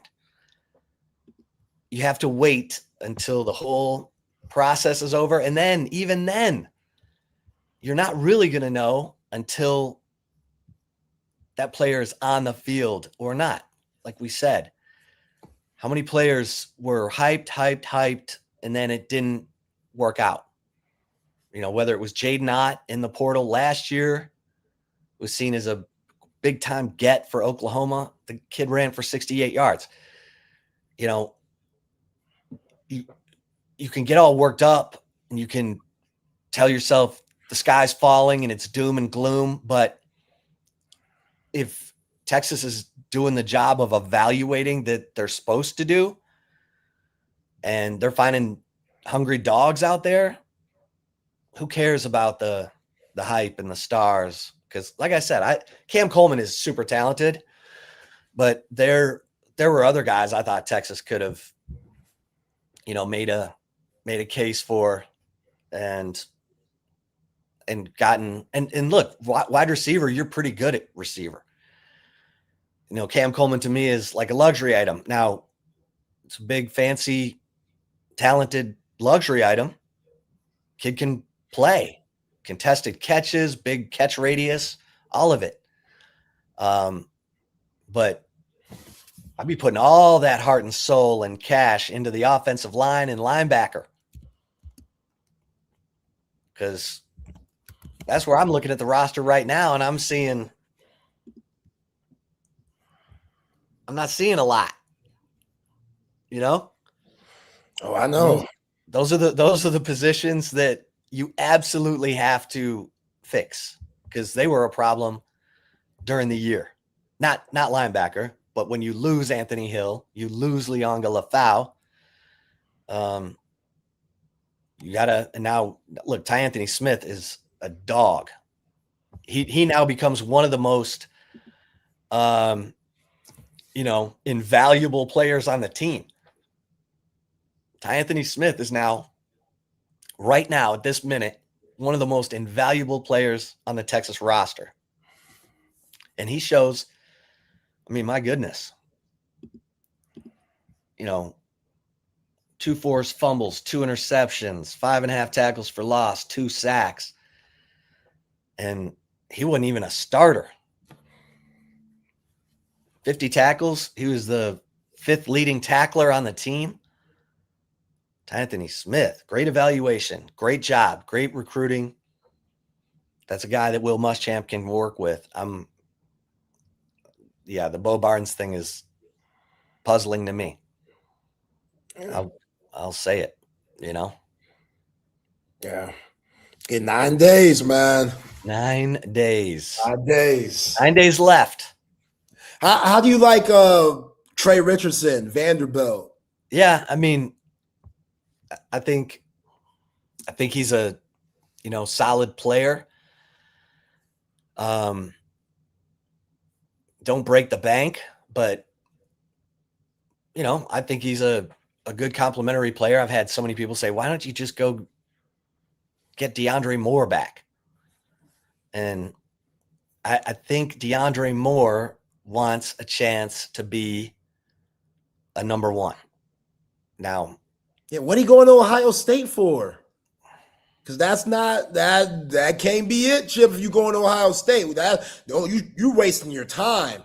If that's the case, if you want to be a wide receiver 1, you should never have gone to Columbus. Because he just wants to see what that's all about. Okay, because that's not even. If I know something about Jeremiah Smith, whatever he's doing, because he got another year left, DeAndre Moore. So I get it. If you want to be a wide receiver 1, but Ohio State, put an end to that real quick. So DeAndre Moore is visiting. He's already visited Kentucky. He's visiting Colorado. Colorado, I think, got a commitment from Danny Scudero. That catching machine from San Jose State. No, he's a good player. Yeah. Did they get someone from Texas? Colorado? Mm-hmm. Did they? But he's DeAndre Moore, he's visited Ohio State, Louisville, Colorado, Kentucky. So you see Cutter Boley is going to Arizona State. That's a good get. The Kentucky quarterback. That's a good get, Kenny Dillingham. That's an underrated get right there. Cutter Boley got a little juice, man. In the Big 12, Cutter Boley could do some things. Under Kenny Dillingham, Cutter Boley could do some things. I like that. That's an underrated get. Oski Sooner. Is Parker Livingstone a nice get for OU? Yeah, he's a redshirt freshman. He's got 3 years of eligibility. Parker's a grinder. He'll get better. I got nothing bad to say about Parker. Although he was a little disingenuous in some things are out of my control, because he wanted more money and he went and got it from OU. Good for him. Numbers 800,000. Good for him. Good for him. What What you mean disingenuous? Well, he's like, some things are out of my control. Yeah. I need a new horse. I don't know what them country boys doing. Pops needs a new horse. Mom, It's not like they ran him off. They just said, remember what Sark said at the Citrus Bowl? Hey, if you can get that number, go get it. And he went and got it. Yeah. That's totally in your control, Parker. That ain't in what he was asking for wasn't in his control. He asked for it. Sark and them were like, no. But Brent Venable's gonna give me that. So yeah. Nah, Rex. Bodie got a little something, dog. Bodie got a little something. That's the SEC. But at Arizona State under Dillingham, nah. I saw it. He got a little something. It might not have been consistent. It might not have led to a lot of wins, but Cutter Boley helped get Pete Kwiatkowski fired. I know that. Yeah. Yeah. All 13 of those points. How it looked. It was a loud 13, I'll tell you that. Hey, that defense won that game. You mean the Florida game and the last four. Nah. Except for, well. Nah, that Kentucky team, they shouldn't have been scoring on Texas at all. Come on now. All right, let's get a couple mentions in here. Hey, 2026 is here. Let's start feeling better. Let's do it the human way. Human. Their award-winning science-based research for their supplements. I can't tell you. I've tried them all, and Human is the best. And I was so excited to try it once they said they were going to be partnering up with Texas, because the award-winning research, the science-backed formulas that Human uses were developed at the University of Texas Health Science Center. I'm going to show you each of the supplements that you're going to want to go to human.com/TSU and purchase: the Cardiovascular Health Daily, the Metabolic Health Daily, and the Cholesterol Health Daily. And these are not just fish oil, pills that you can get at Costco. These formulas are way more advanced. We're talking about formulas that are going to help regulate your blood sugar so that you don't develop adult onset diabetes. The Cholesterol Health Daily focuses on building your good cholesterol, not just negating the bad cholesterol. And, the Cardiovascular Health Daily is going to help with your, regulating blood pressure and helping with healthy blood flow. And that's important because as we get older, those are the things that slow down. Those are the things that break down. And Human is looking out for you in a way that no one else can. And that's what I love about it. And I love all the products. I mean, the Super Beats Heart Chews, these are a must because, especially if you've ever had any kind of blood pressure situation, this is going to help you, regulate your blood pressure 2 times more effectively than just diet and exercise. This is the beet-based formula that is the #1 recommended by cardiologists. And then the turmeric chews to help regulate inflammation, because that's where the pain comes from. When you work out, get all of these. Go to human.com/TSU, load up because you're going to get 20% off your first order. So load up because there's a 90-day money-back guarantee. You have nothing to lose, everything to gain. Your brain fog's going to go away. You're going to feel more bounce in your everyday life. And that's what it's all about. Go to human.com with 2 N's/TSU. Use the promo code TSU and you're going to be glad you did. And hey, Cover 3, great place to go hang out, watch the, watch the playoff games, tomorrow night, you got Miami and Ole Miss. But anytime is a great time to go hang out at Cover 3. Cover 3 Anderson, Cover 3 Round Rock. Great food, high-end food without the high-end prices. The Sean Adams prime rib sandwich. If you haven't had one of those, make 2026 the year that you're going to get the Sean Adams prime rib sandwich. It's fantastic. Don't forget about brunch on the weekends. And don't forget about, the brunch on the weekend's amazing. The breakfast quesadilla, the do-it-yourself Bloody Mary bar. Fantastic. You'll love it. And hey, audiovisual consultations. Our man Tom McKay, 2026 might be the time you need to get yourself the big screen of your dreams. Tom and his crew have been doing it in Austin for 30 plus years. They are the pros. They're a huge supporter of Texas Sports Unfiltered. We love Tom because he wants to work with you. He's going to bring you the best price on big screens. And his crew is going to hang it like a masterpiece in a museum. No cords hanging out all over the place. You don't need to be punching holes in your drywall. Just call 255-8678 and let Tom and his crew bring everything to you.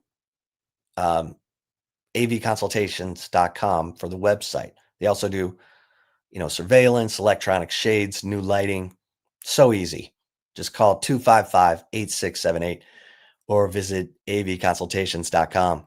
And for my guys who are snoring, Sleep Cycle Center, right in Austin, 2 locations in Lakeway and the Arboretum. Our man, Dr. Chad Denman, we got a great partnership with them because, look, you go to sleepcyclecenters.com, tell them Texas Sports Unfiltered sent you. They're going to take $100 off your sleep study. That sleep study is going to tell you if you have sleep apnea, which is a lack of oxygen while you sleep, causes you to snore. There's even sleep apnea without snoring. I would just say for guys, if you snore, this is kind of a must because you're going to get a better night's sleep because Dr. Chad has the best treatment options, including oral appliances like I have, a mouth guard that holds my lower jaw open while I'm sleeping. I get that oxygen. My wife can tell when it's not in. That tells you everything. So take advantage of this great partnership. Get that $100 off your sleep study. Just go to sleepcyclecenters.com. Tell them Texas Sports Unfiltered sent you. Yeah. And the latest to hit the portal, Jordan Washington, tight end to the portal. This one is not as much of a surprise. No. Not as much of a surprise. They love Nick Townsend. They are bringing in Michael Masunis to be a guy who can block and catch. Jordan Washington had some really good moments and some really tough moments. And I think this one's not as much of a surprise because I think they really like Amari Winston and Nick Townsend. I'm not sure what's in the plans for Spencer Shannon, but yeah. Your thoughts on that one, Zay? No, I'm not surprising. Talked about it yesterday that the guys who we thought would be, I wouldn't say on the chopping block, but we knew they like Townsend. We know they like Winston. They just pick up Masunis. So after that, Spencer Shannon and Jordan Washington, what does that mean for them? And clearly Jordan Washington saw the writing on the wall and put his name in the transfer portal. So wish him best of luck, but yeah, not surprised one bit with the moves that Texas has made in the last few days at the tight end spot. Yeah. All right. So for the chip shot, I'll just a couple things because I want to touch on the playoff, the college football playoff too, a little bit. But just, I know it's, it's like the biblical, okay, that's probably a little over the top. For Texas fans, it feels like the book of Job right now. It feels like they're being tested. It feels like everything's being taken away. And it's not that. it's not that, because if you look at the roster that Texas has right now, there are, it's a roster that has the framework to contend for an SEC championship and possibly a national championship. You've got to fill some holes on the offensive line. You got to fill some holes at linebacker, but you're solid at defensive end. You're adding a big nose tackle in the interior defensive line. If that roster comes back right now, you're good at defensive tackle, and that's a hugely important position. You like where you are at corner. You've got young talent coming up. You got Jelani McDonald running the show. And then, offensively, you've got to add a running back for sure who's played. You've got talent coming in Derek Cooper, but, Christian Clark, they're trying to figure it out right now. And at receiver, Emmett Mosley, Ryan Wingo, Khalid Lockett, Day-Day McCutcheon. So you need to add another receiver, most likely, if you want to have that alpha number one. You've added your tight end. You've got to make sure that the offensive line is fixed, and you've got to make sure that you've got some experience other than Anthony Smith, so that you're not totally relying on Tyler Atkinson. Now, I'm of the belief Tyler Atkinson is special. Like Derek Johnson told me, this guy picks up on stuff so fast that it's crazy how strong his football IQ is. So Tyler Atkinson, you just don't want to put it all on him. Maybe he wants it all. Maybe he's that alpha guy. And I think they'll put him in position to make plays. They won't overload him. But you'd like to have a little more experience there with Ty Anthony Smith. So those are the things that need to be addressed. Obviously, if you're just tuning in, Andrew Sprague, the Michigan offensive lineman who came to Texas for a visit, has decided to stay at Michigan after meeting with Kyle Whittingham. So, that was a guy that Texas was very high on and was seen, possibly as a leader for Andrew Sprague, but he's going to stay at Michigan with Kyle Whittingham. So Kyle Whittingham, he's working to retain players. That was a good one. So it feels a little bit like the book of Job. Like things are being taken away. Things are being taken away. Things are being taken away. Am I going to get, enough water and bread to make it through? But you're going to take this ride. You got to take the whole ride and then assess. It's not looking great right now. I know everyone's wanting some good news, and we'll see. We'll see. I mean, look, after this, all the portal movement in and out, and, Isaac Brown, Jadan Baugh. I mean, there's been a lot of one direction, another direction. And, we're in a new age for sure. And it all depends on who you talk to. So we talked about this some yesterday, Texas, I think Texas is trying to play by the cap, and I don't think a lot of other people are. So they've got to get that figured out. Yeah. And, that's a Chris Del Conte discussion.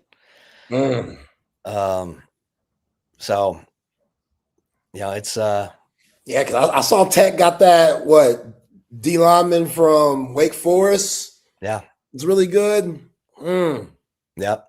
They got Brennan Sorsby, and They could have him. Yeah, I'm not totally sure about that one, but yeah, I mean, and Dave actually brings up Joe Brunner. Joe Brunner's another, he's a 2-year starter at left guard for Wisconsin, who's I think Texas has interest in, and he would be a really nice addition. I mean, left guard, right guard, Texas needs not only starters, but depth. I mean, you've got Jaden Chapman, you've got Andre Kojo, and yeah. What's your thought on Daniel Cruz leaving? Yeah, I mean, I liked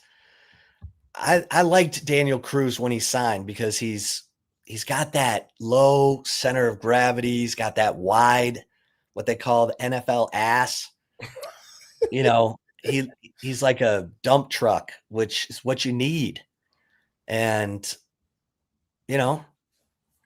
that's where your developmental stuff is. You're like, whoa, hold on. You had all these developmental guys, Cruz, Kibble, Neto, all these guys that have been in your program for, 2, 3, 4 years, and now they're gone. And that now you're like totally dependent on the portal at a position where you had guys developing in your program. That's where it doesn't add up. And, I tried to get Kyle Flood to talk about it at the Citrus Bowl. You only get one question. They take the microphone from you. Yeah, they took that mic from your ass. Yeah. They do how you do. I mean, that's a concern. Yeah. That's after how bad you were this past year. Yeah. Yeah. I mean, and Nick Brooks was still working at left guard at the Citrus Bowl. It's like, okay, well, wait. He's a big 6'7" guy with good size. You brought him in as a tackle. What's the plan? We'll find out the plan. But yeah, Joe Brunner for sure is a guy you got to keep your eye on, especially now. And Rodney's killing me. You describing honeys or football players? Football ass. I thought, I like Pete Golding. I want to throw this in there too, because Pete Golding did his press conference today with Mario Cristobal, and he's like, everyone's making a big deal about whether we got coaches to coach, and he's like, I walk in, everything's normal. He's like, we've had 9 analysts on offense who've been coaching these guys all year, who are still here, who know our system, who know, he's like, our players don't sense anything different.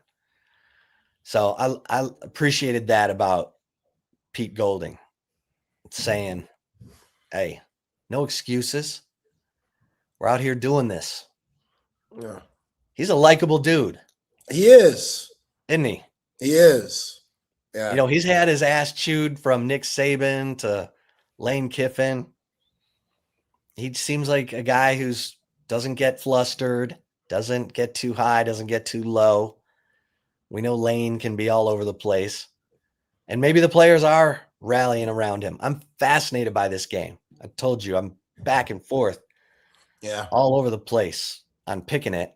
But I like, usually in games like this, when the talent is pretty close, you go with the team with the best quarterback.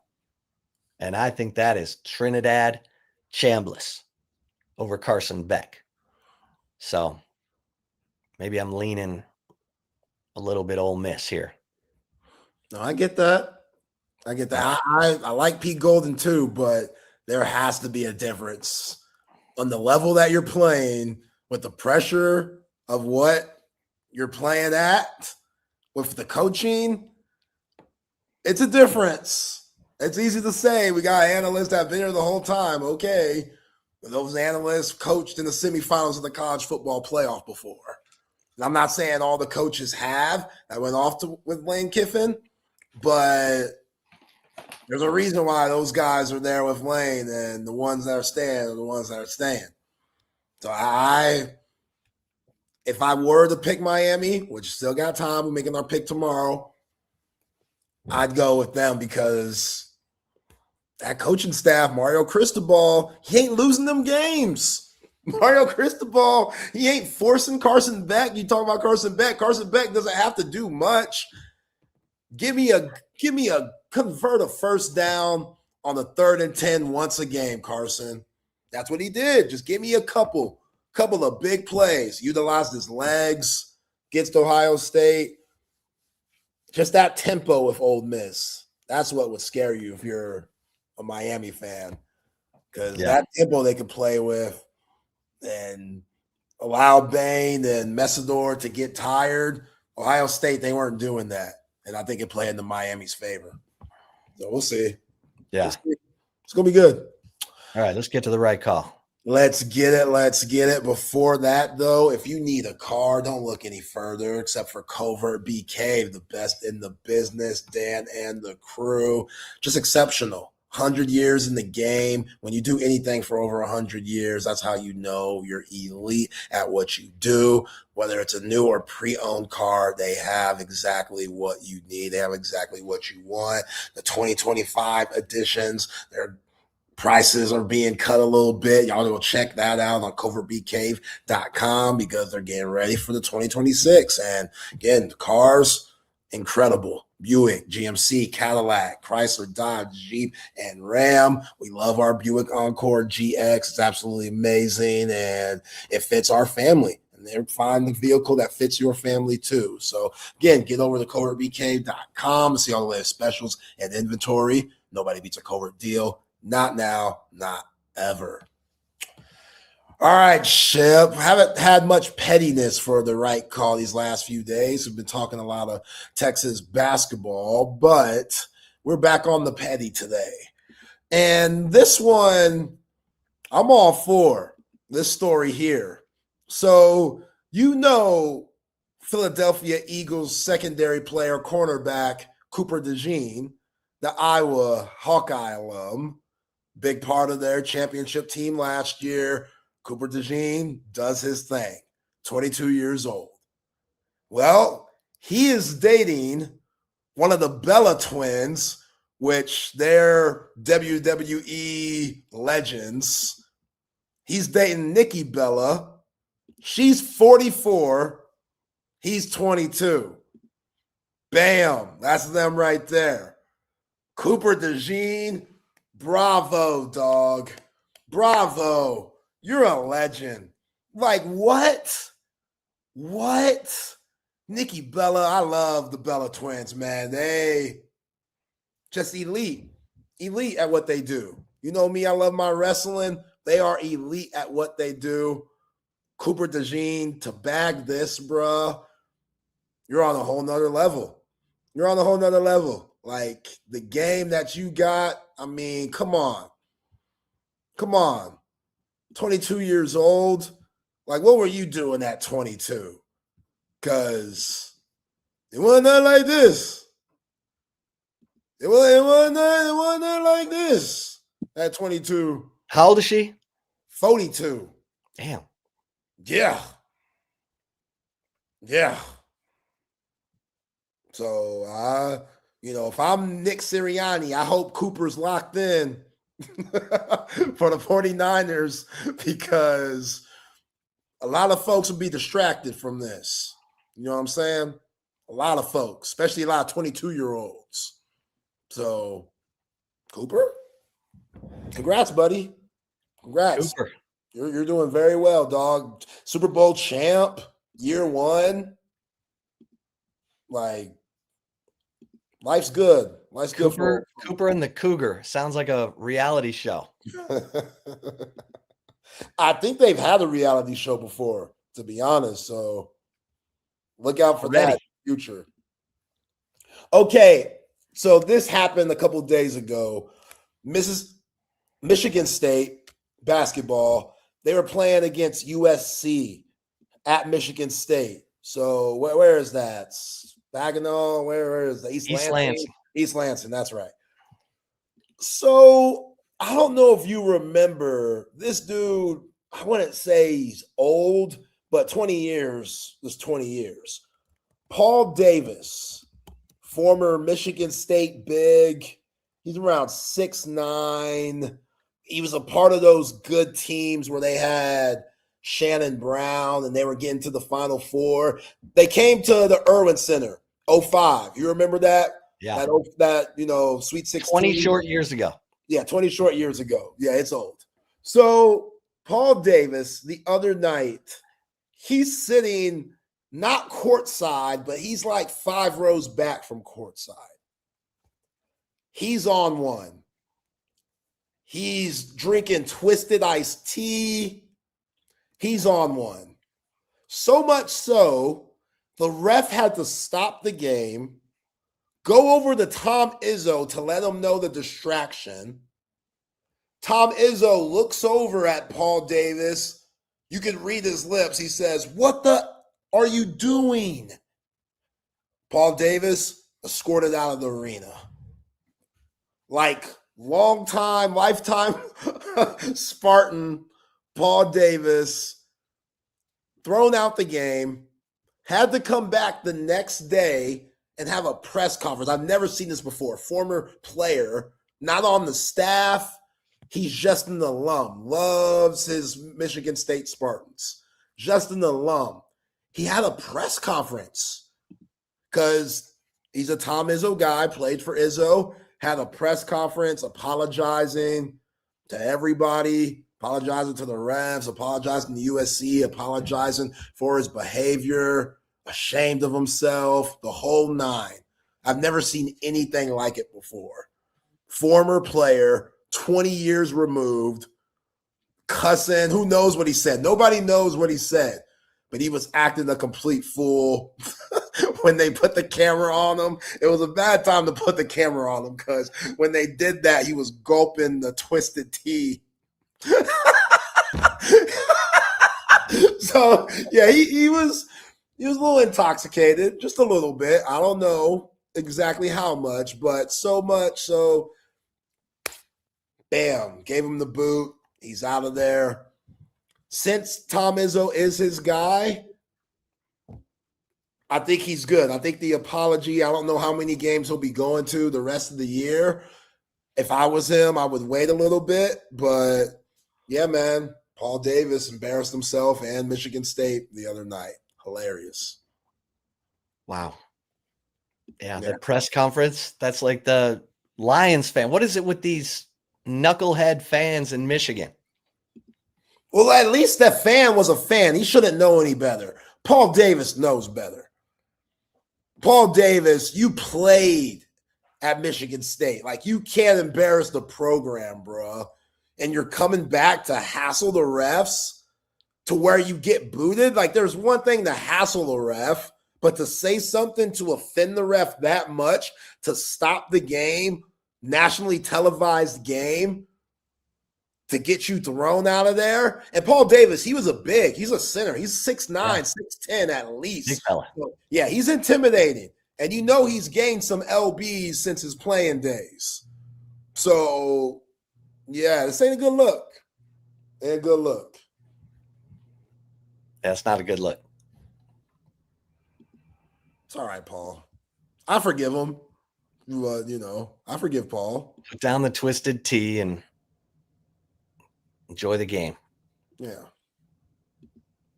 Which I never had before. Is it good? Yeah, I'm not I think it's all right. Hey, before we My go-to. All right, before we get the open gym guys on, because I don't see Matt in the weight room yet. Look at Paul Davis. This is when Tom Izzo was saying, "What the F are you doing?"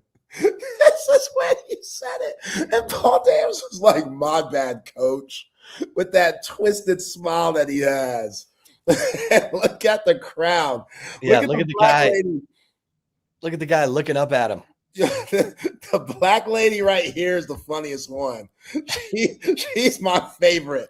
Her face is like, now you know you wrong, fool. You know you wrong. But yeah, those things happen. Oh man, that's a riot. All right, let's open up the gym. Open up the gym. Bring in Patrick and Matt. What's up, fellas? What's going on, guys? You know, Just getting more and more fun news, right? Oh yeah, you know, more guys in the portal, but some visitors on the way. So we'll see what this next 24 hours brings. Yeah. We're waiting for that. Maybe the back 9 days. Maybe it's going to be, the back half of the portal is really going to be a lot of fun. Yeah. We got till next Friday. That's how I look at it. Plenty of time. Always be closing. Oh, there you go. See you guys. Have a good night. Catch you guys later, y'all. Welcome into Open Gym here on Texas Sports Unfiltered. Myself, Patrick Davis, alongside Matt Galatzan of Texas Longhorns on SI. And of course, you, the third member of Open Gym. Text line's open 512-222-9328. And of course, over there on the chat, Facebook, Twitch, X, and on YouTube. Matt, it has been another day of maybe some unexpected entries and maybe some other some names coming out that Texas were targeting, and those names are going back to school where they're coming from, and maybe not the Wednesday that on Tuesday when we wrapped up the show we were hoping for. We're hoping for some positive news, and that maybe wasn't there. But Matt, are you still at a 10 in your confidence level? Yes, I am. Okay, he's holding. I know everybody wants to freak out and be all doom and gloom. I mean, here's the simple fact of the matter. Texas isn't recruiting against, UCLA and, Western Michigan and all of this stuff. It's really hard to lure guys away from big time schools like Florida and Michigan. They also have a lot of money, and they have relationships, and they have all the things that you have for the most part. And, you lose battles sometimes. I don't think that there has been a big loss that Texas has been in a battle for that's in the transfer portal that has gone to another school so far that I can think of. Will there be some? Yeah, absolutely. There's still other names out there that they're going to be very in on that probably haven't been reported yet. Jordan Washington entered the transfer portal today, which kind of sucks, but he also had 4 drops this past season. You got Nick Townsend, you got the new guy from Michigan State. You're going to be okay there. Got some good news last night. You got the corner from Rutgers, who's a really good player. You got Derek Williams back, who's a really good player. I think Texas is going to be in on some guys, like I said, that have entered the portal Names have not come out yet. The Wisconsin guard that entered the portal. It's kind of funny that happened immediately when the Michigan guard decided he was going to go back to school. So maybe you could read the tea leaves there a little bit. There's a safety that entered the portal from Georgia, who's a really natural fit for the star position in Will Muschamp's defense, which I'll be happy to get into in a little bit. There's a running back that hasn't entered the portal yet that I'm hearing is looking for more carries that Jabbar Jaluk is connected to. I won't reveal his name, but there's still lots of options out there. So, also the Vanderbilt wide receiver is visiting Texas, and that's a big deal. Trey Richardson, yeah, Joseph. Jacarius Peak is a Texas target as well. He's a really good right tackle. So lots of stuff still going on out there, and there will still be more losses, I think, from this freshman class that we didn't expect.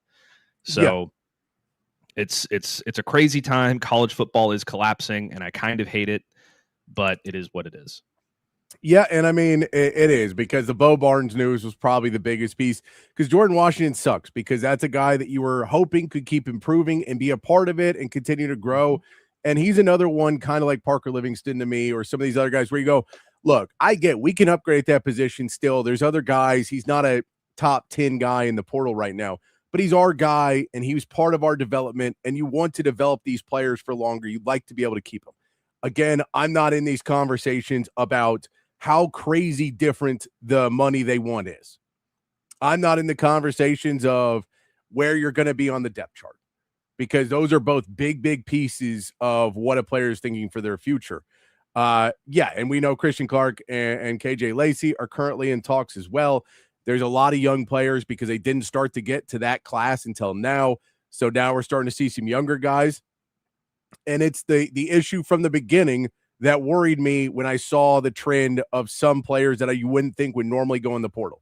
So when we saw a couple names that I didn't think would be in the portal in there, the concern was, does Texas have a real gauge on the market?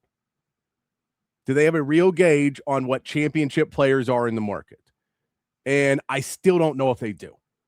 I think they have a market of a lot of players, like a lot of very talented players. I think they have a good market rail on that. I don't know if they have a market on the top 5 or 10 at each position. I don't know if they have that market. Because I think they think, well, technically you can't build a good team with this amount of money and spending it that wildly. You can't build a team that way. That is the way they're thinking, which is true in the landscape of what morally we would all like college football to be. However, I mean, we saw Mark Cuban come out today and go, I just wrote a check to Indiana to make sure they can spend more money than they want to spend so they can continue to be a good team. And Texas, again, you keep hearing we have more money than anybody but the Catholic Church. It's the line you'll always hear.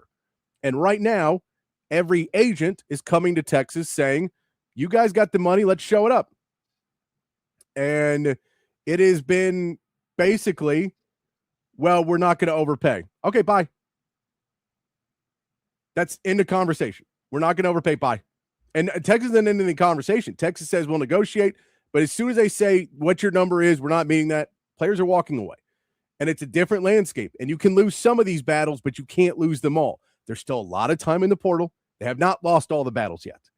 But we have seen how things are going, Matt, and this is why I want to pose this question to you, because old school logic was you want to be the first team they meet with in the portal. You want to be the first team because then you didn't let them off campus, right?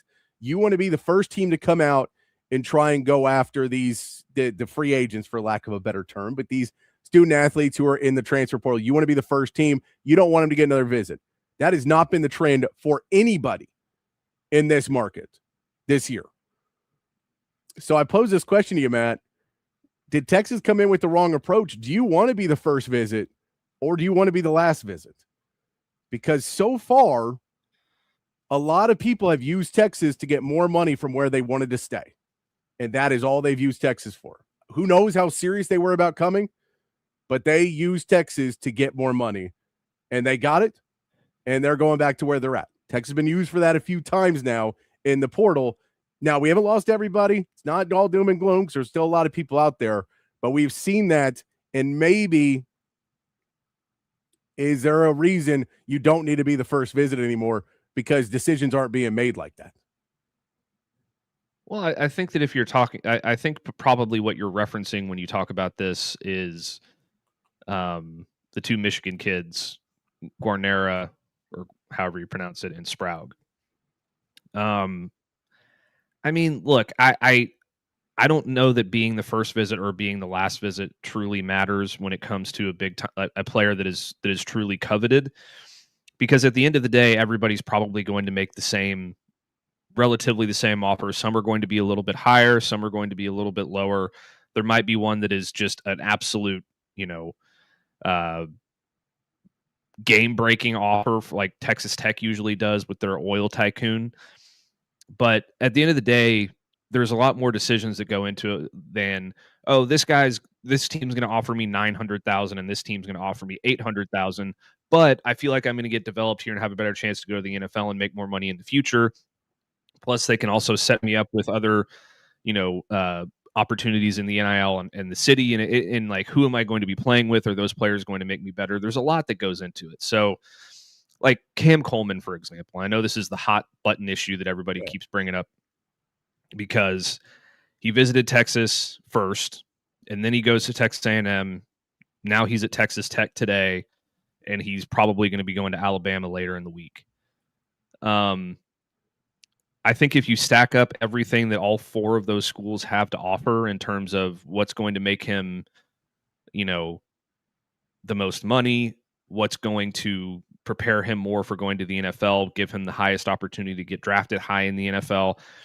I think it's pretty clear that Texas is the best option in a lot of those regards. Maybe they're not going to offer him as much money as Texas Tech, but Texas's track record with transfer wide receivers and just wide receivers in general over the last few years should probably tell you that if you go to Texas, you have a good chance to get developed and go play at the next level. Plus, you're clearly playing with the best quarterback out of that group, which will also help you tremendously in your NFL draft stock. So, I get the question and I get the idea. I think that this stuff is a lot more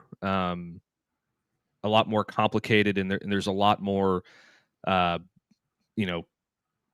interweaving and things that go on beneath the surface than simply this school's offering this much and they're using us as leverage because we had the visit first. No, I agree with you. And look, for each person, it's different. Some kids do not care about anything but the money. Some kids care way less about the money. It's for each kid, it's going to be different of, how much do you really, how much is it that you want to play for a coach that you like and that you think the offense is going to be fun, the defense is going to be fun? How much is it? Does it fit to my skill set? How much of it is getting a degree? How much of it is the community and you can have there? There's a lot of different pieces that go into it for different players.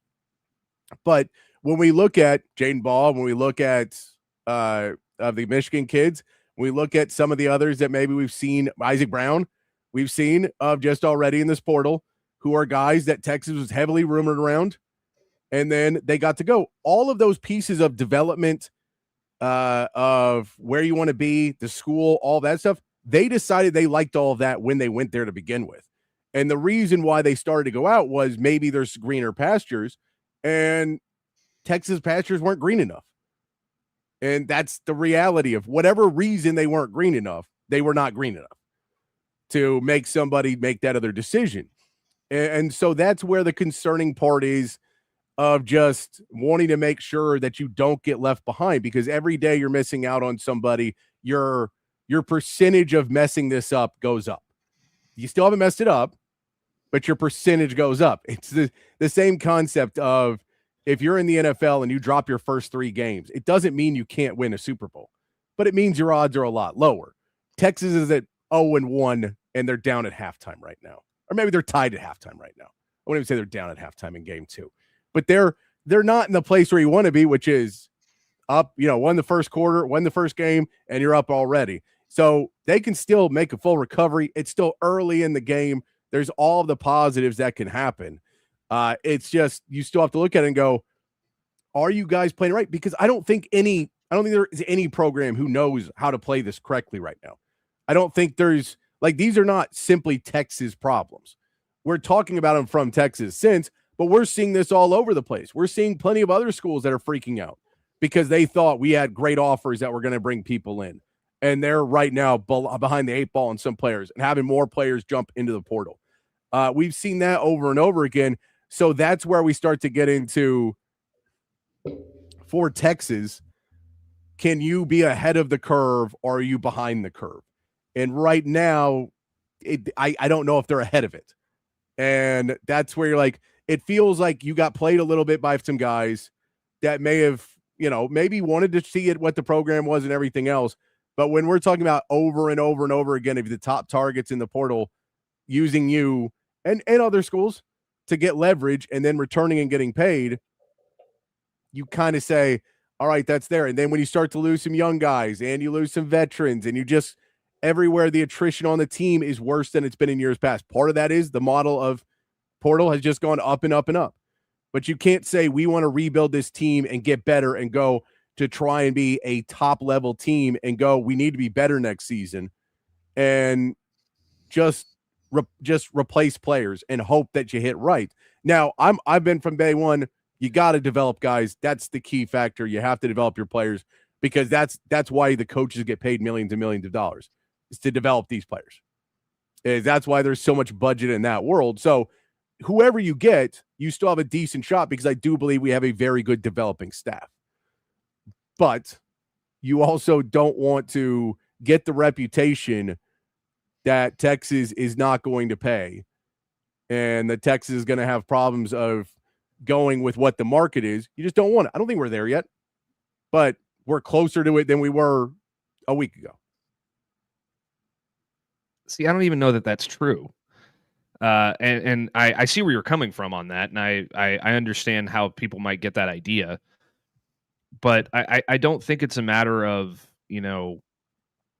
Texas isn't going to pay you, or they're not going to pay you as much as the next guy. I just think they're trying not to get bent over a barrel because by these agents who are asking for exorbitant amounts of money. And I think that's why a lot of these players,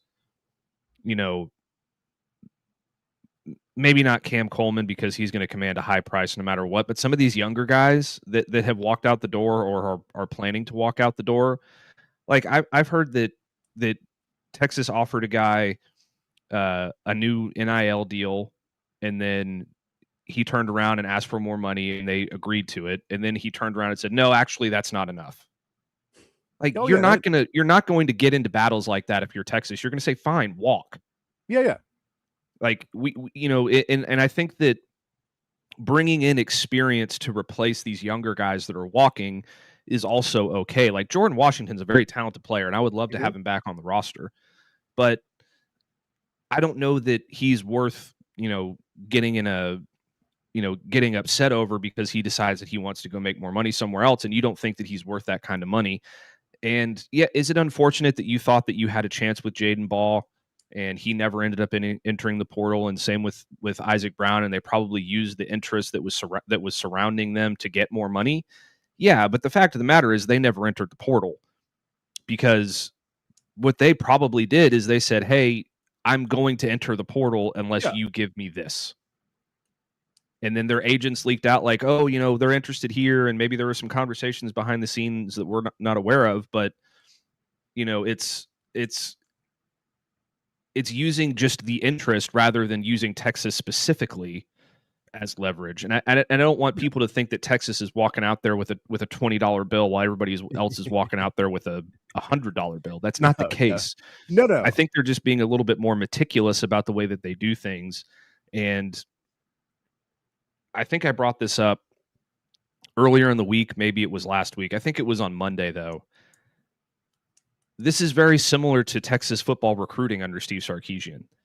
Like, not everything happens all at once, and they take their time, they build the right relationships, and they make the right connections, and they do their homework, and they find the right guys, and then eventually you look up, it's like, oh, we have a top 5 class.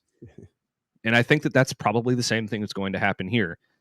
It's just, it's really difficult when every player that you're wanting to go after right now is also looking at Texas A&M and Alabama and Ohio State, because they're really freaking good players, and you got to win some of those battles. Yep. I think today they're going to win a battle, maybe 2, that might calm people down a little bit. And there's going to be more that comes in the future. But I really don't think that people are using Texas as leverage. I think people are using every offer that they're getting as leverage, and it's not Texas specific for these players. I agree with you on that 100%, because I don't ever want to make this seem like it's a singular problem that Texas is getting so far left behind, because I've seen the stuff of the Clemson conversation and being like, oh God, we're going to be like Dabo. And we're pretty far away from where Dabo is. We're still spending a very good amount of money. I think the issue where I'm questioning it more, and I won't even say I'm fully on this boat, but the question is, if you say this is your number of this is the budget and this is what we're going to do, and we have to build a team within this budget, and you realize the market does not allow you to build that team, are you willing to be able to be more malleable with that number and find the way to make the phone call to get the next little NIL and get that next person in and get a couple more pieces that you really, really need to be able to compete? Or are you going to get left behind the other teams that are? And just hope that, man, I hope that our player development and our coaching surpasses the fact that we are not a top 5, top 10 talent level team right now, because we know other teams are going to go out there and spend the money. Now, like, you look at Oregon. We know Oregon has delivered a ton of talent over the last few years because they have been spending more with NIL because they're tied to Nike, and it makes it really, really easy to do more NIL deals that way. we know that they have had up and down years. It is not a success rate. They have no national championships either from this model. So it's not like it's a automatic, here's a pass to a national championship to spend more money than everybody else. Hello, It Texas is also, Tech, who just got shut out. yes. I think on the flip of that, how far can you push back on that before you become, well, we're still going to lose to those top teams and we're still not quite in that conversation. And I think the one thing that is a little bit different for Texas and probably Texas Tech now and a little bit of Texas A&M and you know, maybe Alabama and Georgia even is players when they come here and when agents talk to these schools, there is a thought of you should be able to blow away any other offer I get. So if I've got an offer from Florida State, you should be able to blow that away. And that's the thought process. Whether that's right or wrong, I think they're dealing with that a lot of a guy coming from Louisville going, all right, this is what Louisville offered. And you expect you got Texas money. These guys got Louisville money. You don't think I think you could triple what they pay me and it wouldn't hurt you a bit. And that's crazy. That's not a real way to think. But I think agents and players at points are going in that route when you come there. And I think that is a more singular problem to probably 5 or 6 programs that you guys, and maybe Ohio State's in that too, of like programs where you just go, you guys are supposed to have more money than everybody else. So why don't you give it to me? And that's a different world you have to negotiate at being from Texas right now. Oh yeah, absolutely. There's a stigma that comes along with, well, you're Texas, so you should be able to pay me $10 million. You know, it's always talked about as one of the richest programs in the country, more resources than anybody else, all this, that, and the other. It doesn't really work like that at the end of the day because it's not all the universities that are paying this money for these players. I mean, look at Texas Tech. They have an oil tycoon, you know, pushing out millions of dollars and helping the program right now to a level, an unprecedented level. Mark Cuban just cut a big check for Indiana. Like, do we want Michael Dell to wake up and be like, hey, here's $30 million for players? Like, yeah, probably, sure. But but it's not that it's not as simple as everybody makes it out to be. I know that we live in a world of instant gratification as well. And, you know, people see Texas A&M going out and they have like 12 commits right now. Yeah. And they have to rebuild their entire offensive line. Who are the two teams worse than Texas in the SEC and running the football last year? Alabama. LSU and Alabama. LSU. Okay. Who has Texas A&M reloaded their offensive line with? And probably South Carolina as well was worse than Texas. I'd have to look at the exact stats, but they weren't very good offensive line. Who has Texas A&M reloaded their offensive line with so far? 2 LSU players, an Alabama player a few minutes ago, and a guy who graded out at a 16.8 PFF grade against LSU when they played South Carolina.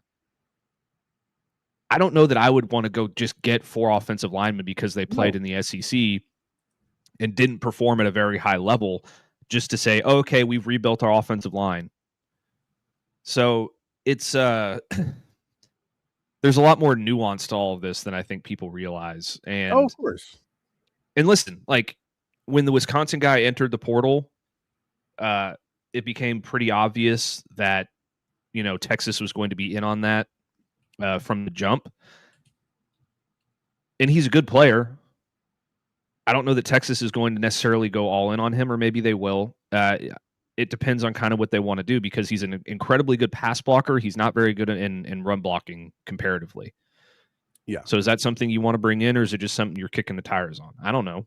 Yeah. And so like I'll address here Chris Logan in the chat talking about guys in the portal. I don't think that there are many, if any, that would start day one.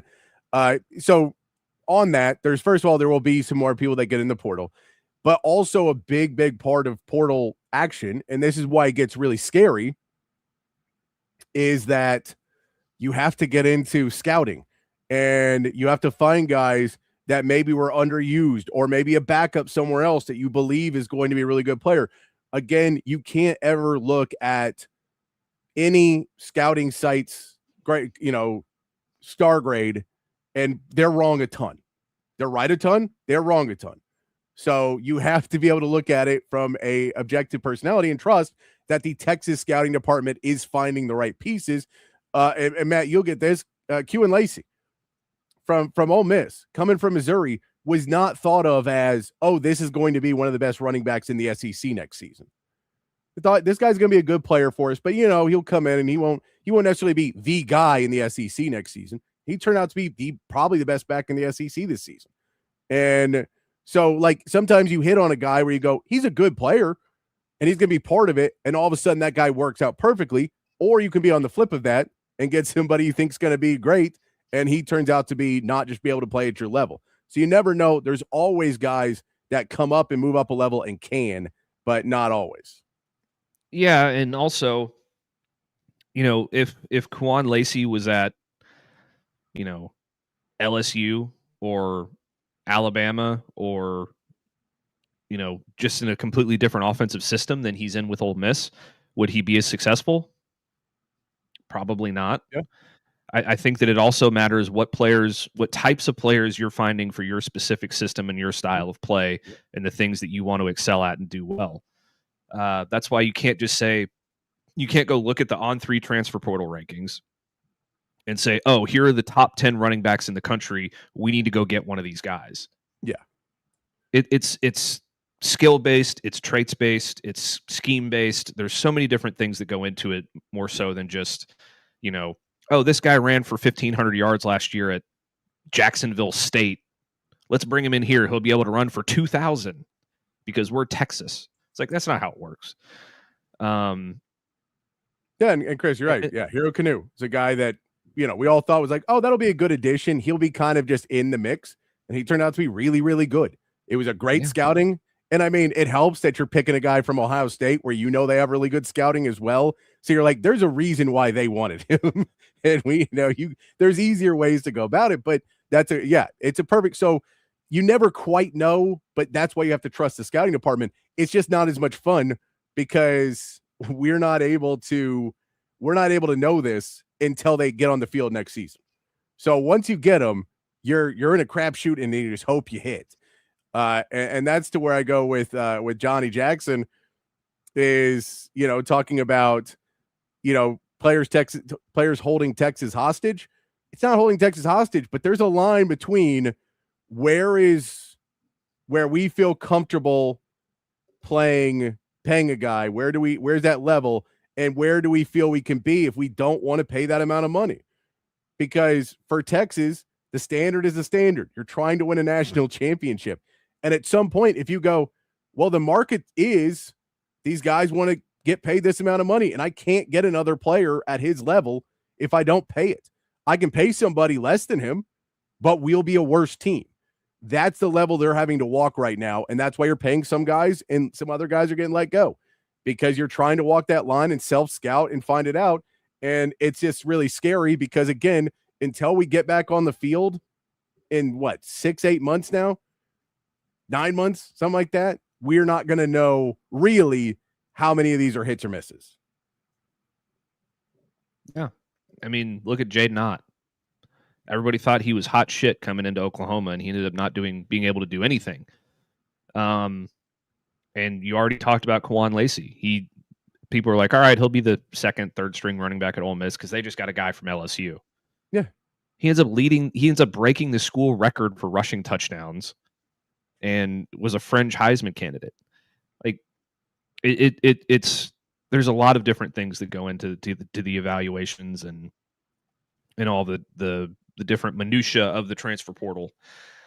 The unfortunate thing too that's happening, like specifically with the younger players, is they're just like, okay, we're living in a day and age where I should get paid more money because everybody else is getting paid more money. Yes. So if you don't think that I should make this much money, then I'm going to go somewhere else, which is what's probably happening with Jordan Washington, which is what happened with Parker Livingston, which is why they're having to even talk about negotiating with KJ Lacey and Christian Clark and Elijah Barnes. Like, it's just everything's upside down, and it's frustrating, and it shouldn't be this way, but it is because they haven't put any clamps or guardrails on this NIL and transfer portal situation. So until they do that, this stuff's going to continue to happen. And, Sooner Cowboys, I'm very happy for you that you got a Parker Livingston jersey, but if he if he doesn't get number one wide receiver targets and doesn't get paid $1 million next year, he's probably going to walk. Well, he's gonna get 7 balls from John Mateer still 50 yards over his head, and he's gonna. Yeah, it's just what happens these days. Like in any other era of college football, when we watched Elijah Barnes play really well in a bowl game, we're like, wow, we can't wait to watch him play next year. We don't even have to worry about him leaving because he hasn't done anything on the field. That guy played in 1 game and he's already trying to negotiate a contract. KJ Lacey had like a couple of pass attempts and he's renegotiating his NIL deal. Like, where are we in this space where any of this makes sense? It doesn't, but that's just what it is now. And it's a free for all and it sucks. Yeah. And I mean, and some of this, the renegotiations happen with everybody. It's just easier that some people walk in and they go, here's the number. And they go, okay. And that's it. And, you know, it's much easier than other people where they go like the same way. If you walked into your boss to get a raise and you walk in and you think boss calls a meeting, it's your year-end review. And he comes out and he goes, we're giving you a 1% raise. And you thought you were going to get a 3% raise. You'll be like, hey man, dude, I did well. Like, what did I do wrong to not get a raise when everybody else around me is getting them? Is that right? No, but that is the way it is. And that's the way the landscape is right now. So I'm not blaming necessarily the players as much as the system and everything else. Is that it's rough. And I'll say this, I don't like I'm not good with our current roster right now because we don't have an O-line and we don't have any linebackers. But I think we will get them back. I trust that we will get them back. But it is where it's at. And then you talk about how crazy things are. I mean, you look at the Damon Williams situation. That Damon Williams re-signs with Washington, says, all right, I'm coming back for another year. And then miraculously, a few days later, decides, apparently completely just divine intervention, no tampering, decides that he is no longer okay with that contract, wants out of that contract and wants to enter the transfer portal. He has signed a paperwork. He agreed to a revenue sharing deal. He is under contract with the University of Washington in the new revenue sharing. And he is saying, I don't want to do that. Dragging into a legal lawsuit where Washington's now kind of screwed because they're like, if we win, we get a quarterback who doesn't want to be here and a fan base who hates him. And we're still owing him all that money. And it's just kind of screwy all over. And so he's out there. And then, of course, there's allegations of what school would do it. And it's not shocking which name it would be under. Not shocking at all, Matt. Which name it is. But we know LSU and Lane Kiffin are, of course, in it. The story of Lane Kiffin and that news breaking while he's at a LSU game with Sam Leavitt is peak Lane Kiffin. Just already.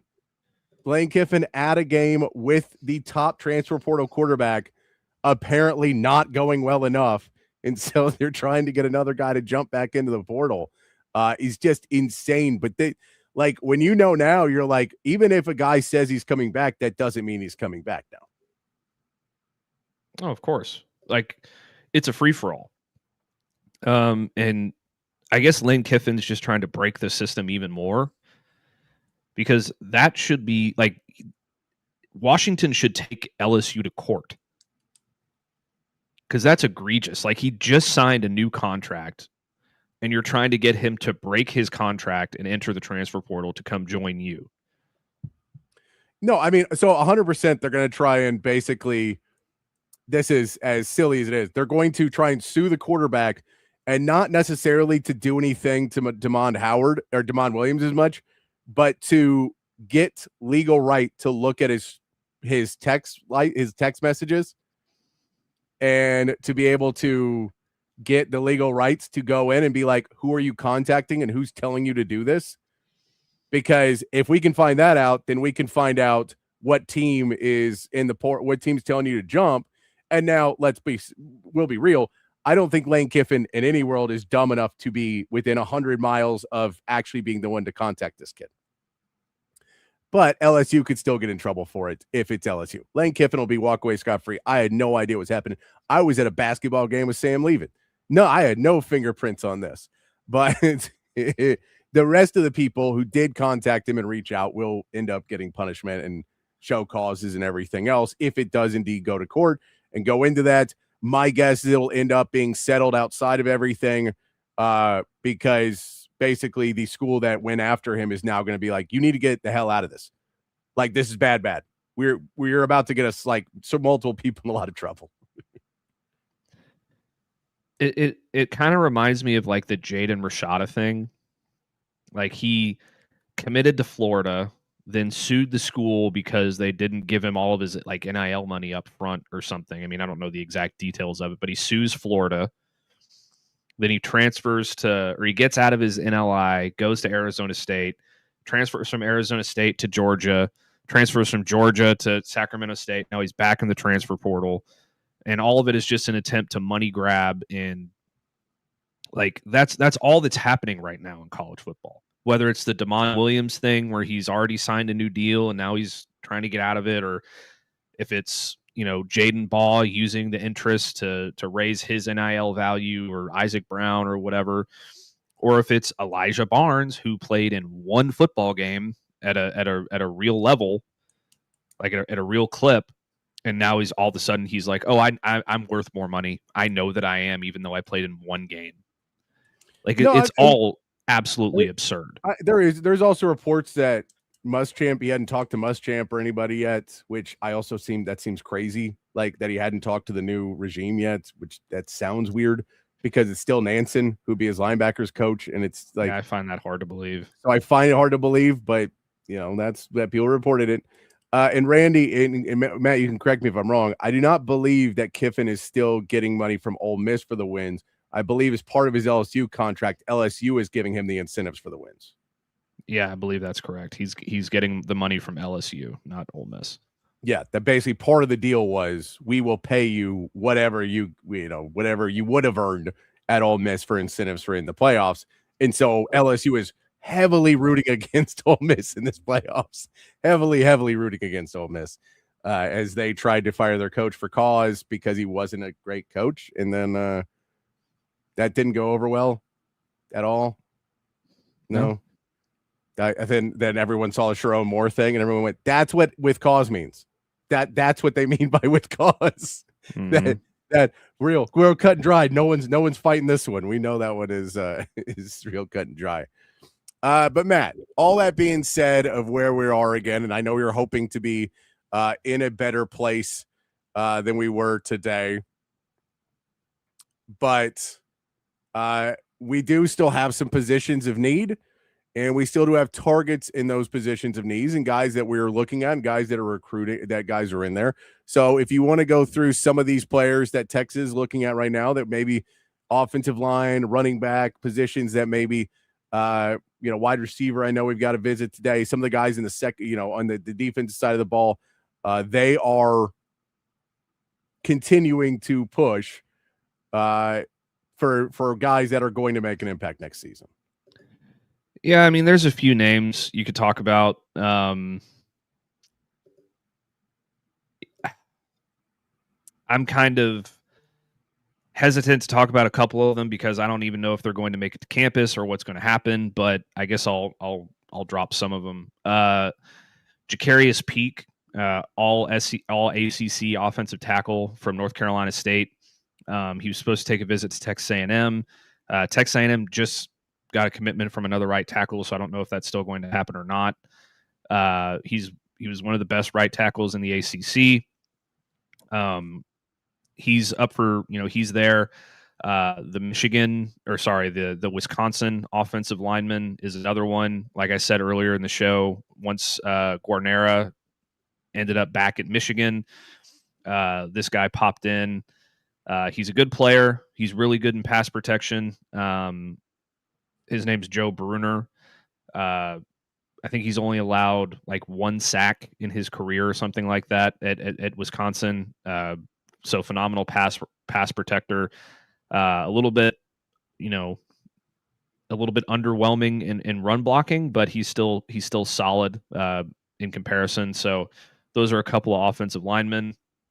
I believe Zion Williams is getting to campus here pretty soon, probably in the next half an hour. The defensive lineman from LSU. I believe he will not leave campus once he gets there, if you know what I mean. Raleek Brown also scheduled to get to Austin today, this evening. I find it very hard to believe he will leave without being a part of the team. So those are a couple there. There's the edge rusher out of Oklahoma State, who is now talking about being, or who's taking a visit to Texas as well. Wendell Gregory, freshman, 12 tackles for loss, 4 sacks, 6'3", 255 pounds. Great replacement for Jaden Woods, who ended up going back to Florida and signing a new deal with them. Young, developmental, talented edge rusher that can make a lot of noise. So there's a couple of guys there. Jonel Aguero, the Georgia former 5-star defensive back, just entered the portal today. It has not been said whether or not Texas has interest in him or if he has interest in Texas, but his primary recruiter was none other than Will Muschamp. He is a natural fit for what Texas does at the star position and what they're going to be doing under Will Muschamp. It would allow you to have a elite secondary once again very quickly, especially with the return of Derek Williams and the signing of Bo Mascoe. You can still play Derek Williams at one safety. You could play Jelani McDonald at the other safety. You can move Grayson Littleton outside the corner, and you could play Jonel Aguero in the star position. And all of a sudden, you have a really, really freaking good secondary once again. Obviously, the linebackers are a big concern right now. I've talked about Cade Ualave from Cal. He entered the portal with a do not contact tag. You know what that means? That means he knows where he wants to go, and he's probably going to be very heavily pursued by Texas. Just putting that out there. Allegro from Wisconsin, another guy. We talked about him a little bit yesterday. I believe it's between Texas and Ohio State with him. So when you're battling Ohio State for a guy, you know he's pretty damn good. So that's a couple of names there. I don't know that the jury is still out on Elijah Barnes or not. He says he plans to enter the portal. That doesn't mean he's entered the portal as of yet. Until he officially enters the portal, it is not over yet. And even if he does, there's still that opportunity that he could come back, a la Jaden Woods from Florida, who just did it, and Derek Williams, who just did it for Texas. Yes, God's gifts. Jordan Washington is apparently entering the portal as well. What positions am I forgetting? Vanderbilt, the wide receiver, Trey Washington, I think is his name. Trey Richardson. Sorry. He is taking a visit to Texas here in the near future. A little bit of an undersized, speedy guy, not the big X receiver that you're necessarily looking for in a Cam Coleman, but he would be a really, really good replacement for DeAndre Moore. Slot guy, very fast, very explosive, good hands.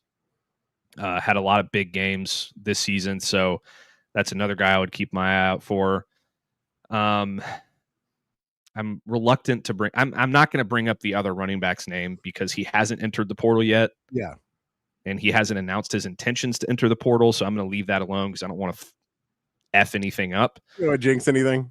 I don't want to jinx it, but it would be a really talented player, younger guy who is a great fit for what they're looking for. So that's another name to keep an eye on. And I'm sure that there's still some out there that haven't entered the portal that Texas is looking at as well. That's what I'm like. We're 4 days or 5 days into this thing, and Texas is still losing players to the portal. There are going to be other players that are lost to the portal from other 100%. Schools that Texas is going to be. Yeah, and as you get somebody else may say, all right, that's my time to exit because you just got a number one instead of me, or you just got somebody that's going to compete, or you put someone around in my position and Texas looks at them. And I know you don't want to get anybody sloppy seconds, but at a certain point, you also go, well, that guy fits better in our system, and they made a mistake letting that guy go. The safety from Alabama or from Georgia is a perfect example that he's a really, really good player, and they just had a freshman play well this year. And they had to make a decision of which guy they wanted to pay. And they decided to pay the younger guy. But it wasn't so much a question of not the guy's not really a really, really good player. It would be an upgrade. Now, I don't know if he's upgraded over Grayson Littleton, which we could see Grayson Littleton year 2 or 3 to start, but it does allow Grayson Littleton to move, which then gives you a really high hope for what that secondary could be. Chris, if you asked about DeAndre Moore, there's a lot of wide receivers that are really good wide receivers that have not committed yet anywhere. And it feels like he's more in that pattern of he's met with some teams, but people are still trying to figure out where they are in the market with everybody to get the T's dotted or the I's dotted and the cross T's. It just feels like he's a little bit more in the let's see if we can get a couple more dollars, see where everybody is. Some other people may be jumping out of the portal still. You have a couple other options, so take your time, because if you just look at the top wide receivers, there's still, 5-10 top wide receivers in the portal right now. Yeah, I feel like the wide receiver thing, like once you get outside of Cam Coleman right now, is kind of, a dime a dozen. Like there's a bunch of them. There's a lot of wide receiver 2s that could be wide receiver 2s on a team. Yeah, and DeAndre Moore is one of those. Richardson's one of those. Eugene Wilson and Jace Brown were one of those. They both have now signed at LSU, and did they both sign at LSU or I can't remember where Eugene Wilson went. Eugene Wilson's LSU, yeah. They both went to LSU, so yeah. And LSU has a slot guy that entered the portal as well that could be an option at Texas. His name's escaping me right now, but he's a really good player. There's so many receivers out there that once you get past the star power of Cam Coleman, it's like there's so many out there that you could get. So I wouldn't worry too much about that position. And Texas obviously does have a lot of talent there as well. So the ones that everybody are freaking out about are linebacker, offensive line, and running back. And I think Texas has plans at all those positions with a lot of players that either you haven't heard their name yet or it's very public who they're going after at this point. Yeah, exactly. And at the end of the day, Texas still has to try and put themselves in the best position and keep finding. They do have it's the level of concern that we keep talking about. We're not bringing back Jonte. I have a hunkering suspicion that we would not be doing that, but there is a 0% chance that Jonte Cook comes back to Texas. 0%. But Texas doesn't go into this, and that's what they talked about. They had staff that through the whole end of the season was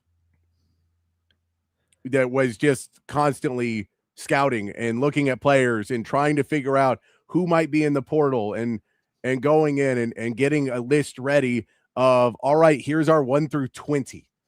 And so you may be on 3 or 4 right now, or 5 even on some positions, but you still got a long list of guys that you do really like and would like to bring in. So I think that there's those guys.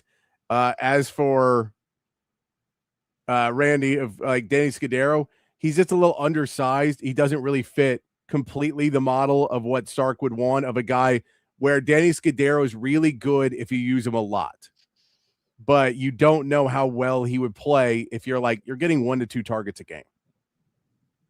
And I think that's why you don't necessarily go after a guy who's a very high usage, really good at being a high usage guy for a role like that. And that's, again, he'll find a place where he can play and he'll be really good where he goes. But just knowing Scudero in Austin would be a 1 to 2 target guy a game. And I don't know if that would be selling point for him to come in and be like, well, you're not going to be our number 1. You're not going to be our number 2. You could be a slot guy, I guess. But even at that, you're probably not going to be trying to get the ball a ton. So while we like you, I don't know how much you'd really want to spend and how much to go get a guy that would be filling in that 1 to 2. Yeah. See, DeAndre Moore is a much better player than Danny Scudero. And I get that people see Danny Scudero's numbers from San Jose State and they're like, oh, wow, this guy's great. DeAndre Moore is faster. He's bigger. He's stronger. He's quicker. Maybe he doesn't have as good of hands, but, he's a much better overall football player, blocking downfield, all those things than Danny Scudero. So if they're letting DeAndre Moore go, they're not going to replace him with a guy that's a worse player. so which is kind of really what I'm trying to tell everybody. If they're letting Jordan Washington and, you know, Nate Kibble and Danny Cruz and, you know, I still like Elijah Barnes a lot. I think he's going to be really good, but a lot of these guys that they're letting walk, DeAndre Moore, Parker Livingston, they're not letting them go because they're going to replace, like, oh shoot, we lost him, now we got to scramble to find someone. No, they're going to find better players, which I think that they're going to do at the majority of those positions. And you're not always going to hit 100% of your targets, obviously, because if they had, then Texas would have Isaac Brown and Jadan Baugh, the two Michigan offensive linemen, Cam Coleman, all wrapped up with a nice little bow, plus, you know, Robert Woodyard. Yeah. And I think Texas probably would have Robert Woodyard right now if he had the academics to get into Texas, which he doesn't have. Yeah. So and that one too wasn't even that good. It was like he doesn't have the credits, so he couldn't graduate at Texas, basically. So he'd be coming here, and he was just way too far away academically from being able to graduate. So it wasn't even a thing of like, because the original report made it seem like Texas was like, no, we're not going to help out the Texas football team by, you know, bending grades when every other school is going to do it. It was more of this dude didn't take the right classes, so we don't have any way we can get him a degree, and he wants to go somewhere where he can still get a degree with taking like 2 more classes, and that became an issue. There was no way they could fudge a transcript enough to give him, you know, basically a degree at the end of the year, and so that became more of an issue from what I've read. Another piece of the minutia that goes into the transfer portal, like we've been trying to say this whole time, it's not just dollars and cents. No, there's a lot.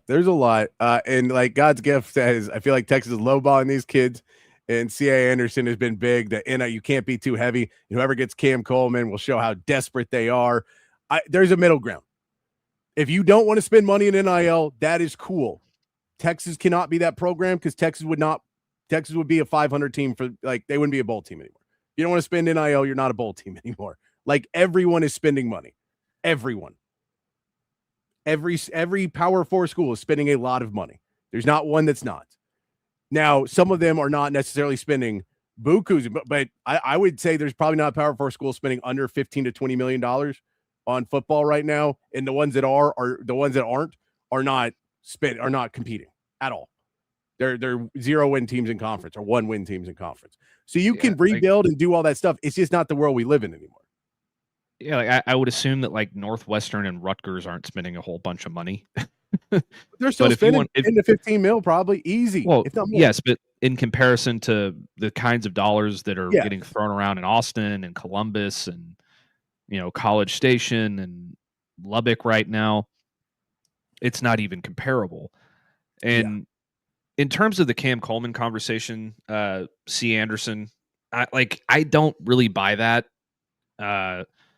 I think that if Texas Tech lands Cam Coleman, it will be because they paid him like well above what everybody else was going to pay him. And he was like, well, I really can't pass this up. This is unbelievable money.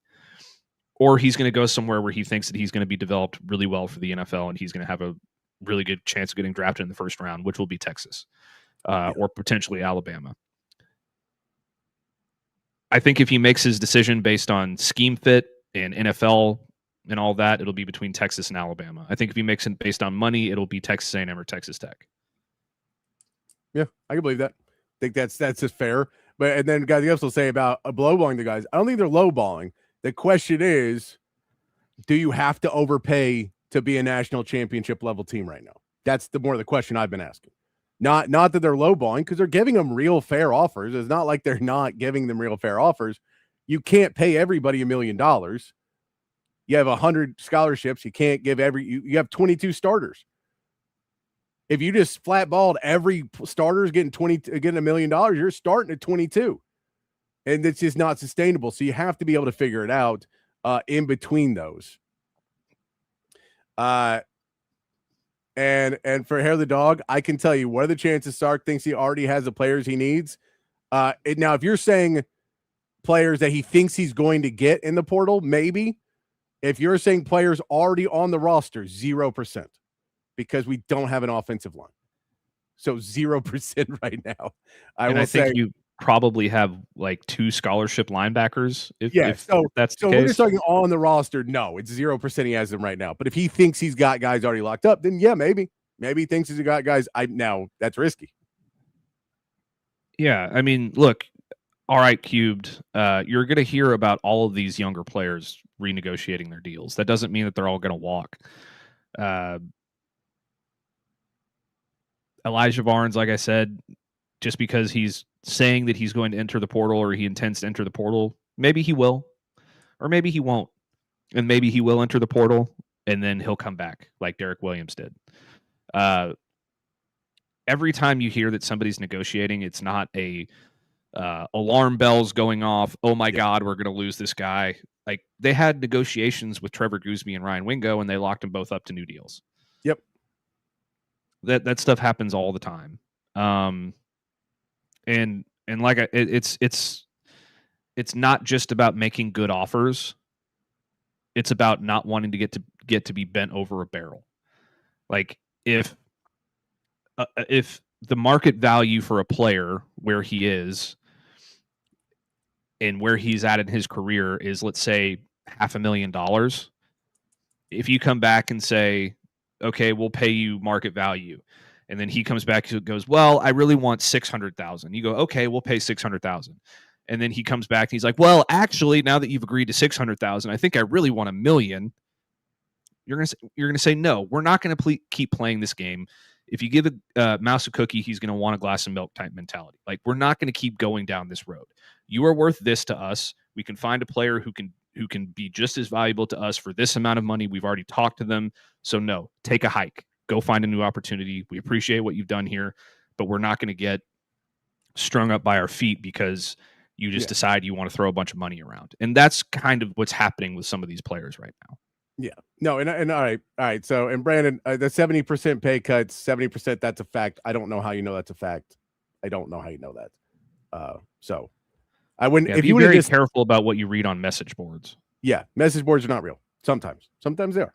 But I don't know how you're getting that. That's a fact. I just don't know that. If you want to go show me the documentation and show me what they got played before and then that, then maybe. And then when we'll say for Texas receivers getting drafted and other schools having better, Ohio State, and they just lost their wide receivers coach.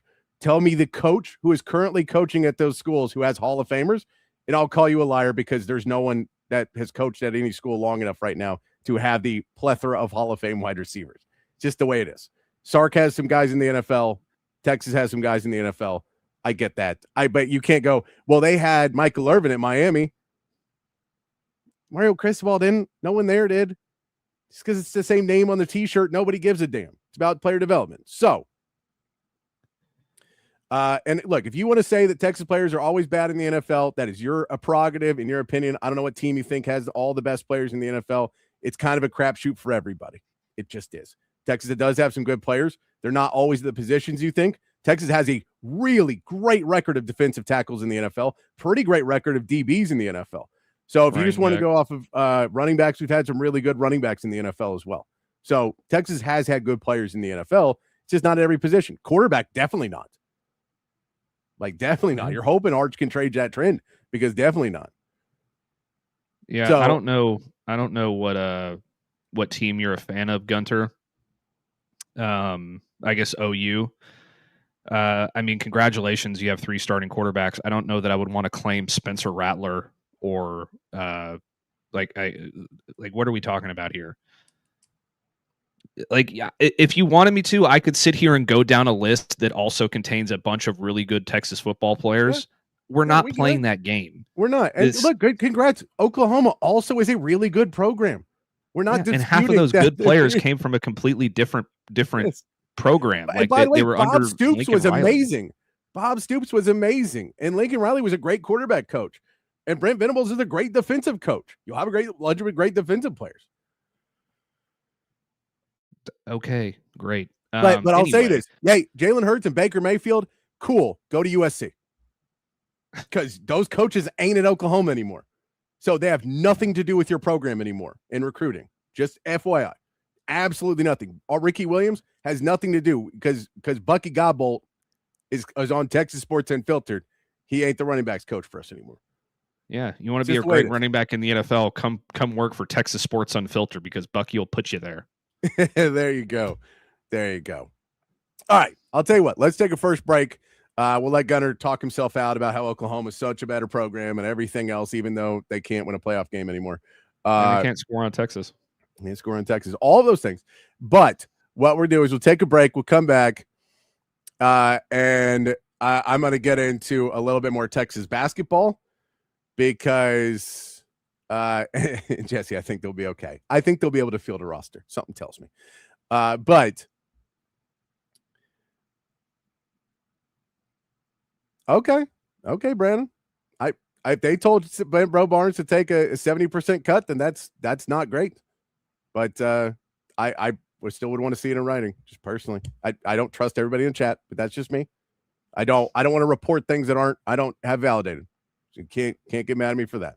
We're gonna take a break though. And we're gonna come back. We're gonna talk some Texas men's basketball. We'll keep the conversation going we'll keep the conversation going into hour 2 about the portal as always, because Texas football is what we talked about the most. Do want to get into some NFL talk though, as well as we are getting into playoff time in the NFL. So we'll get into all of that and much, much more here on Open Gym on Texas Sports Unfiltered. At Sleep Cycle Center, we can treat your sleep apnea in various ways. My story starts 15 years ago with the loss of my father to undiagnosed, untreated sleep apnea. And this is a very preventable disease, and treatment options are various. Millions of people across America have sleep apnea, and they fail to realize the early warning signs. Fatigue, daytime sleepiness, and snoring are the most common signs. We'll find the best solution using advanced technology, oral and epigenetic appliances, or CPAP. We offer weight loss, oral surgery, and laser treatments. Schedule your appointment today and get your sleep evaluation. If you're looking to remodel a kitchen, renovate your bathroom, or maybe add some new life to your outdoor space, reach out to our friends at McCall Custom Homes. They are custom home builders and renovators here in Central Texas, and they've been doing it in Central Texas for more than 40 years. It's a father-son team with a ton of experience, and all of that experience is here in the Austin area. So they know what it takes to turn an Austin area home into something truly, truly special. Right now, our friends at McCall Custom Homes are offering free estimates to TSU listeners so they can come out to your place, hear your vision, they can tell you what they can do, and then you can go from there. Don't just take my word for it. Check out their website, McCallCustomHomesATX.com. Look at the gallery of jobs they've done over the last 4 decades. And then when you're ready, again, reach out to them and they will come to you. McCallCustomHomesATX.com, or you can call or text Mike McCall directly at 512-633-9580. It's McCall Custom Homes. We build value into your home.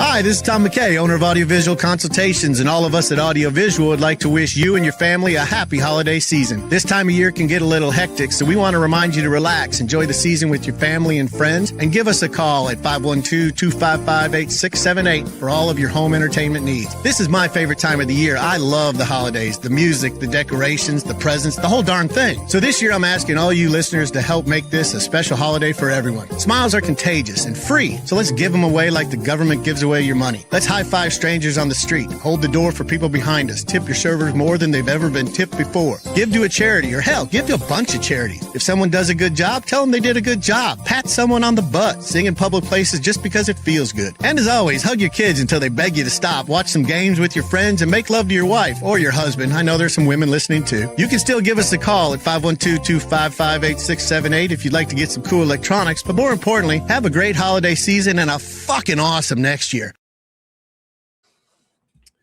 All right. Welcome back into Open Gym here on Texas Sports Unfiltered. Myself, Patrick Davis, alongside Matt Galatzan of Texas Longhorns on SI. And, of course, you, the third member of Open Gym. Text line's open, 512-222-9328. And, of course, over there on the chat, Facebook, Twitch, X, and on YouTube. Appreciate you guys hanging out with us. It is a little bit tense. I see my man Chan on the text line says it a little tense today. It's been a little tense here on the show, and then just in general, in UT, guys not making what they want to be making, and some of that's validated, some of that's not validated, some of that we don't know what the numbers are because I'm not in those rooms, so I do not pretend to know what everybody is getting, and we hear the reports and we talk to the people we do know who know some things, but you can only get what you can get, right? So It's been a little tense for a couple days now. We're trying to keep the mood in a positive way in a day where you do lose some more guys that you were hoping to be a part of this team going forward. Hopefully negotiations are still ongoing with some of these young guys. We know that there are definitely negotiations still happening on the 40 acres for Texas, but it's a tense time, and it's not just tense for Texas. It's tense for a lot of schools right now as they try to upgrade their roster going into a new year. Some places, brand new coaching staff is trying to upgrade their roster. Some different places trying to figure out what they're going to do. So, we're still waiting to see the end result of all of it. But I get it. I'm tense about it, man. I'm on it. It's not a fun time to be on social media or doing anything else. I can tell that. If I did not do this for a living, I probably wouldn't go on social media for the next week and a half. And then I just go look up what happened afterwards, just personally, because it's how tense it makes me. Because it is like, if I did not have to do this, there'd be a part of me that just says, I can't mentally take how much hate in, how much, all the weird information, everything that's getting thrown around. And then this guy's coming, this guy's not. It's a lot. So I get it. I appreciate you guys hanging with us, because you don't have to be. So we do appreciate you hanging with us and being part of it and trying to keep up with the madness and everything that's going on in college football. We'll keep going on the conversations with you on the chat. If you want to keep those going, we'll try and keep going back to you. We've been talking to you all day. We appreciate you talking with us. We're going to get into Texas basketball in here just a minute. My blood pressure's fine. Blood pressure's fine. It is. So we'll get into basketball here in a second. And look, I'm trying to be polite about basketball. We'll get in a minute. We'll talk some NFL in a little bit later as well. Jerry Jones met with the media today. So, more Jerry Jones stuff. Just not giving anybody answers they want. It's so oof. But last night we did see Texas, not surprisingly, drop a game to Tennessee. It was 71-85, 85-71. Tennessee wins that game. There was fights. There were positives you could pull out of this game, Matt. It's not saying that this is the worst day ever in Texas basketball, and oh my God, they got completely embarrassed.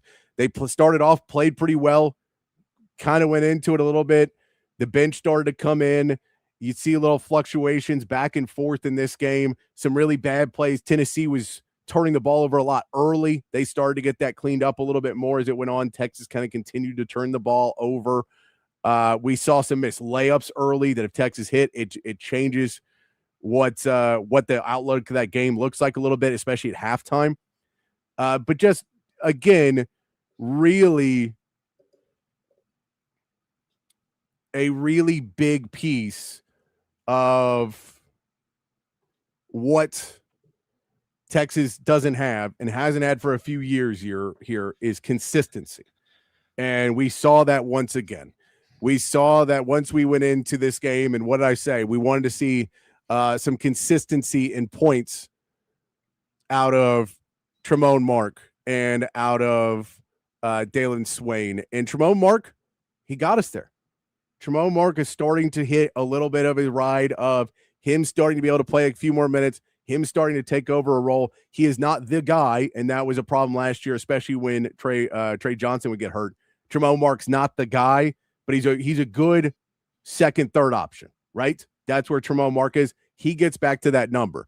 Dalen Swain, however, he takes 3 shots in the game. One of those is a missed layup off a steal to start the game. It is that stuff cannot happen for Dalen Swain. He has to become more consistent. He's a young player, but you have to get more and more consistent on that. The big story out of the game, though, is foul problems are still there. You get outscored 44-18 in points in the paint. You don't really get killed rebounding. You didn't do great rebounding, but you don't get murdered on offensive rebounds. You only allowed 15 second chance points. You actually had more second chance points than Tennessee. So there was a lot of decent things that you could look at and say Texas did fight. They fought better in the second half. They actually win the second half 38-37. Now, part of that is, by the end of this game, it was a little bit out of control. And so But Texas does fight back in the second half at a point. They do show more effort. And this was, man, Sean Miller showing his push for the first time. Benches Mascoe, who was in foul trouble, but he benches him because he's not playing inside with the effort he needs defensively. Benches Jordan Pope. Those two guys only have a few minutes. Leadasina Traore doesn't play a ton in the second half as well.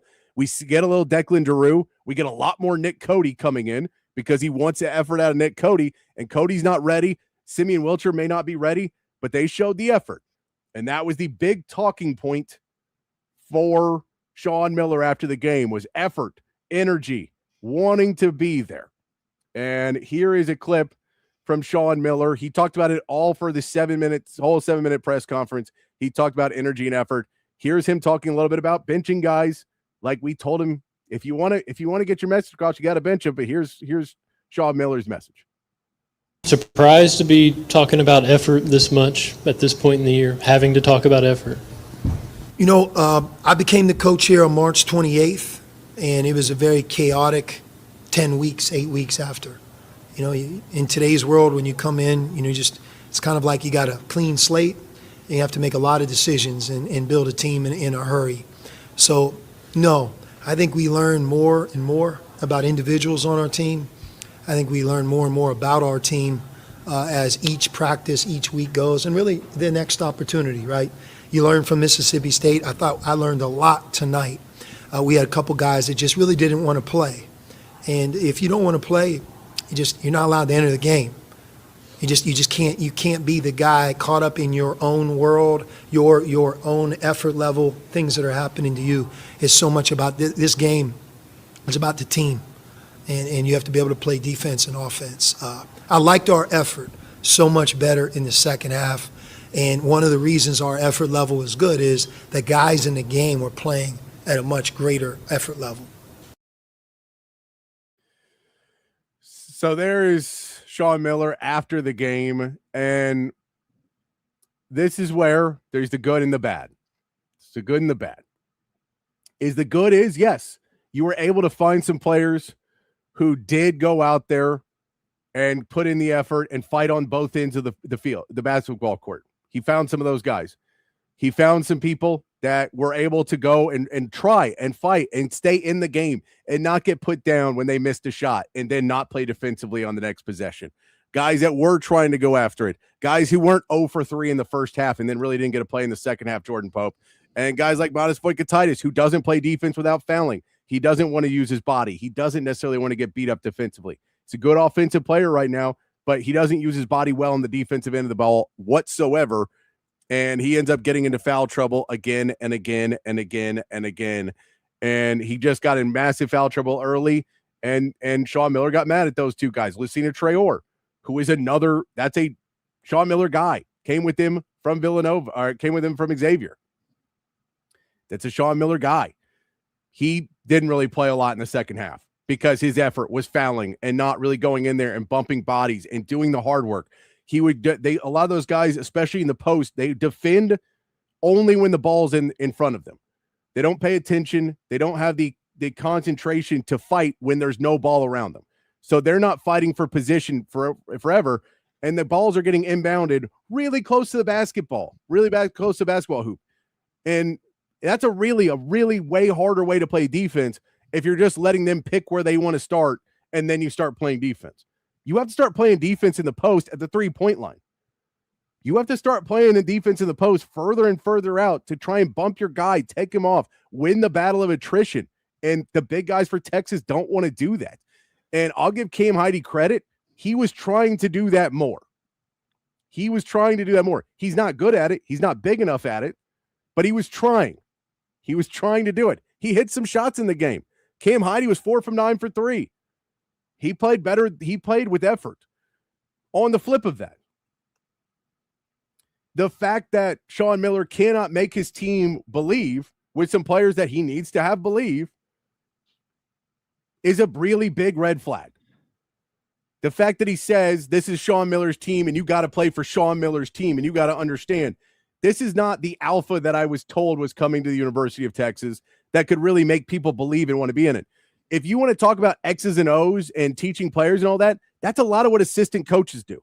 One of the biggest roles for a head coach in college basketball is to be the guy to get the best out of your players every game. So while I do like he benches players, I'm all for it. I'm hoping this helps him grow, hoping this helps the team move forward. On the flip of that, stop pretending that you had nothing to do with this roster. Because if you did, then we should fire you already. Because how the hell do you walk in and have time to rebuild your roster and don't know what Jordan Pope is and don't know what Tremont Mark is and don't know what this team is? How the hell do you not know that? Did you just go up to 5 guys and go, hey, what do you think about Jordan Pope? And they go, oh, he's cool. And you go, cool. Let's go give him let's go give him another 6-figure deal. Is that what you said? Because if you did, I'm done with you. I don't think that's true. I just don't think you cared enough. I think you came in, and when you were really good, you were good at Arizona. And you know what Arizona has? Structure. They have a whole basketball world. And you know what you were brought in to do? Build that world for Texas. We don't have it. You need to build it. And you didn't. You walked in and acted like we knew what we were doing. Clearly, Texas has no freaking clue what they are doing in basketball. We haven't in 10 years. And you came in and acted like we already had a system set up. We had nothing. And you came in and said, now keep the players. People are blaming Rodney Terry for the roster. Like he had all carte blanche to bring in whatever players he wanted. And like Sean Miller didn't have carte blanche to say, I don't want Jordan Pope still on this team. Of course he did. He could have gone out. He got Simeon Wilcher. He could have got 2 more other point guards. They wouldn't have been as good, but who cares? You could have got guys who play every night for you. Instead, you didn't.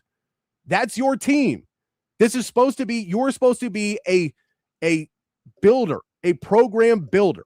That's why you were hired. That's what you do better than Rodney Terry, because it sure as hell ain't coaching right now. Sure as hell ain't inspiring kids.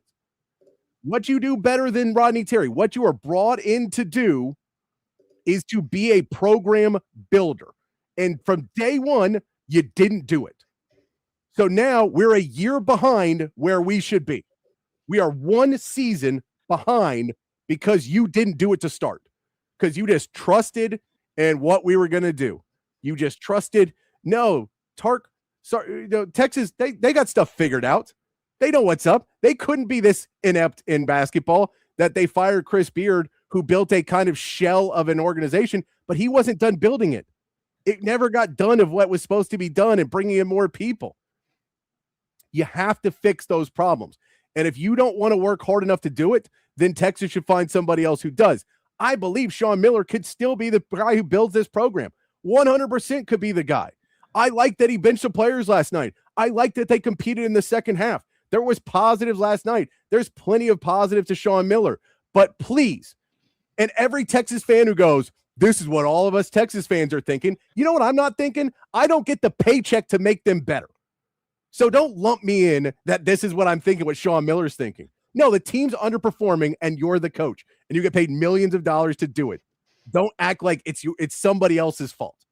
It's your fault that the roster's not right. It's your fault that these guys don't want to show up and play. And it's your fault that they're not ready to play defense at any sort of level, remotely SEC level. So until you want to come out and go, guys, this season's on me at the end of the season. I know you can't do it now. Until you want to come out at the end of the season and go, guys, it's on me. I came in and misjudged Texas entirely. And that's on me. I trusted people I shouldn't have trusted here because they don't know what the hell they're doing. The good guys, no basketball, bad scouts. We just screwed up. So I'm going to start over. Year 1 rebuild starts next year. But this is, again, a team that might not win another game this season. I hope I'm wrong. They ain't going to be a 19-win team. They ain't going to be a tournament team. I want them to be better. I was rooting for them last night. They fight back in the second half. I'm rooting for them. I want this team to win. I want to be wrong. I want Sean Miller to prove me wrong. I want those players to prove me wrong. But right now, you're brought in to build a program, not to be a fix-it coach with a shit roster. You were brought in to fix the program, and you didn't do it in year 1. We're a year behind. And it's blatantly obvious when you didn't even start benching players until the second game of SEC play. Should have been benching players 2 weeks ago, 3 weeks ago, when we still had time to try and fix some things. It's past the point of fixing now. What are you going to do? Just play? No. Bench. Tell Jordan Pope to get on the next bus back. You don't need him anymore. He ain't going to play. He's the exact same guy we had last year. Nothing has changed. You're just trying to believe that you could do your fix him. So I don't believe that we should fire Sean Miller. I believe you hire a program builder with experience, and that's what you did. I don't think you told him he was a program builder. I think you told him he was a coach. He needs to be a program builder. We don't have it at Texas right now. From the top down, it needs to be continued to be built, and he needs to be the person to do it, or else go find somebody who can and hire a GM that can, or a president of basketball operations, or whatever title you want to give him. Someone who can build an operation with better scouting, better playing, and better everything else. So until then, I'll be upset because I have to watch uninspired basketball. And then I have to watch people continue to pretend that this is somewhat acceptable when last year we were a decent team without talent and bad scouting and bad NIL. And this year we're just worse than that. And I don't know why we got so much worse. That's what I don't get. I don't get how we got so much worse in a year. We weren't good last year, and now we're terrible. Like, not the players, not the staff. It's frustrating. It's frustrating. Well, I think one of the reasons you got worse is because some of the players you lost, Trey Johnson, yeah, Caden Shedrick. Yeah. Well, hold on. I'm sorry. I'm just saying, like, there's obvious reasons why you got worse. I would say that maybe Texas wasn't, and I'm not making an excuse for Sean Miller in any way, shape, or form. I think he's done a terrible job so far, and I'm totally with Patrick in all of his criticisms. But I will also say that maybe they weren't aggressive enough in the transfer portal, and they kind of got stuck with, well, we have to have a roster next year, so we're just going to have to go with some of these guys and convince them to come back until we can really, build this roster the way that we want it. And we're basically mailing in year one, and that sucks. We don't really like Jordan Pope. We don't really like Tremone Mark. We don't really like this guy, but we got to keep him because we don't have anybody else to play basketball for us. And maybe some of those players that came back were like, well, this is the best deal that I'm going to get, so I'm going to take it, and I'd rather play for Rodney Terry, but I'm kind of mailed in this year because I already got my check. And it's just a big mismatch of like bad management, bad roster construction, poor motivation for the players, poor coaching by Sean Miller, and everything in between. But I don't want to put it all on Sean Miller.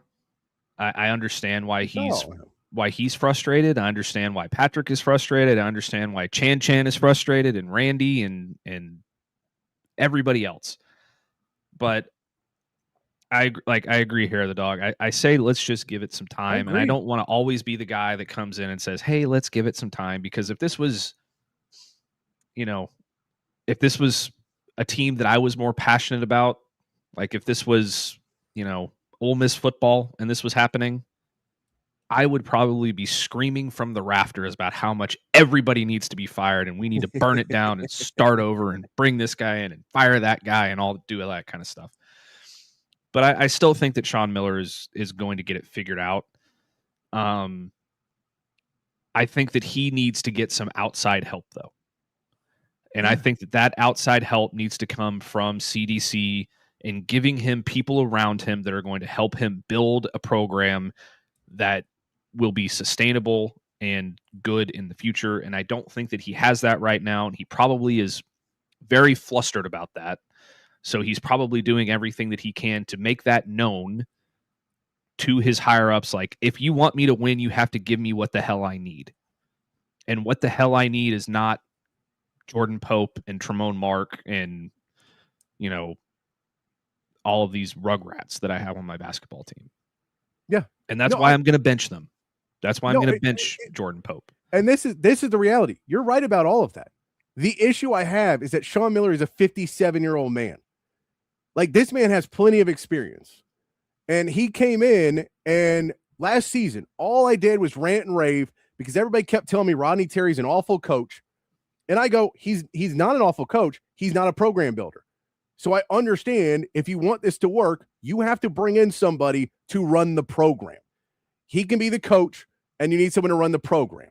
That's all I said last year. We went out and we hired another coach, and we didn't tell him, hey, we need a program builder. And he didn't know. He didn't watch enough film, take enough research on Texas to understand, oh, they need a program builder. They are not there yet. When Sark came to Texas, Sark understood what he was being brought in to do. He was being brought in to build a program, not win some games right away, not take that year's roster and build something great. He came in and said, I want to build a program.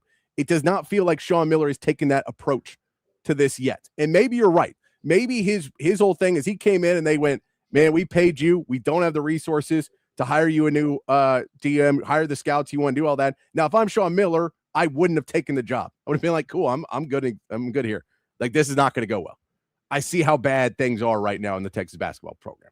You built the Moody Center, and then that was it. Like, that was the end of how much money you were going to spend on doing this. So I would have had Miller price it. That's why when I look at him and what experience he brings and everything he does, like, how did you not know this was going to be there? If I knew what it was, you should have known what it was. That this needed a lot more. That you needed to bring in people to go, we need to scout that. We need to, we should have kept Tremont Mark. Maybe Nick Cody if you want to keep him. Maybe John Clark if you want to keep him. Like, some of those guys down there that are projects, you keep some of them. That was about them. And Kendall Weaver we should have kept. But Kendall Weaver hasn't even been the guy since he got there. And that's another one where I'm like, I don't get it. I don't get why you can't use him. He was really good for 2 straight years for us. And he somehow completely regressed. And I get part of that is offensively, he doesn't necessarily fit into what you're trying to do. So I get that part of it. But again, you got to get your guys up to it. That one doesn't bother me as much as you built a program. You came in to build a program and you came in as a coach and are complaining because you don't have the thing. You have to do it. Because if Sean Miller doesn't, if Sean Miller just wants to be a coach, he will be gone in 3 years and we'll be in a worse place than we were 2 years ago.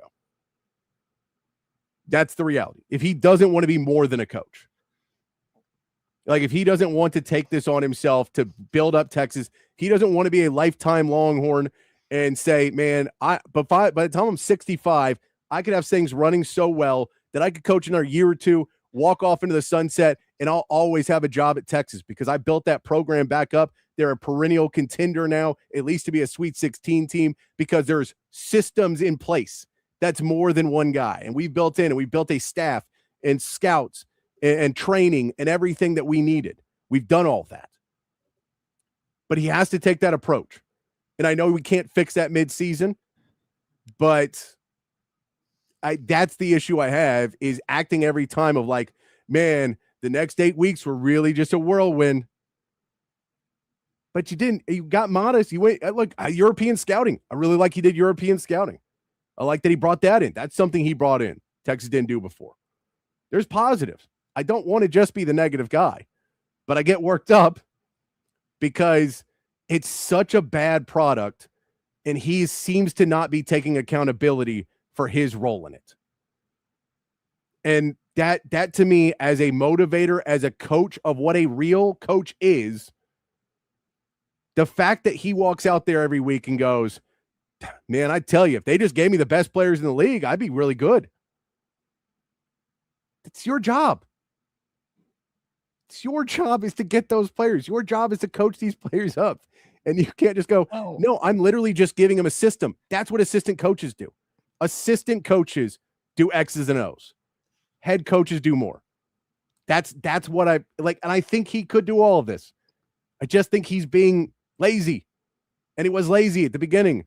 He didn't want to work 25-hour days. Is he being lazy, or are the players that are playing for him? No, everybody. There's more of him. I'm just like, I get it. But I would have told you, don't get Jordan Pope back. Could have told you that again. Day one. But maybe they didn't have a choice. And I'm just playing devil's advocate. They did have a choice. What the hell? They're paying him. It's not like he said, here's $50. Let me stay on the roster. They're giving him 6 figures, Matt, to be on this team. Oh, we couldn't find somebody else. The hell you couldn't. Because if we were bad and it was because you were training young players, then fine. Because I'm fine with putting a true freshman out there or somebody else and go, we're going to give him playing time and we'll see where the ball lands. We're probably not going to be great. But you knew you couldn't win anything with Jordan Pope as your starting point guard. You know that. And that's, again, program builder, coach. Need a program builder. Maybe that's too much asking. I'm just saying maybe there weren't better options out there that they would realistically consider paying money for, because the Texas program is cheap. And they have been cheap for a long time, unless it comes down to a guy like Trey Johnson. Yeah, there were some guys out there, 100% you could have paid a lot of money, and this team would be much better right now. 100%. Yeah. I don't think they were going to spend that money, especially after firing Rodney Terry and signing Sean Miller. They weren't going to do it. Which is my point. Not that I don't think that there's better players than Jordan or than Jordan Pope, is that they weren't going to go out there and pay players that were better than Jordan Pope. I think that that's a systemic issue within the Texas program.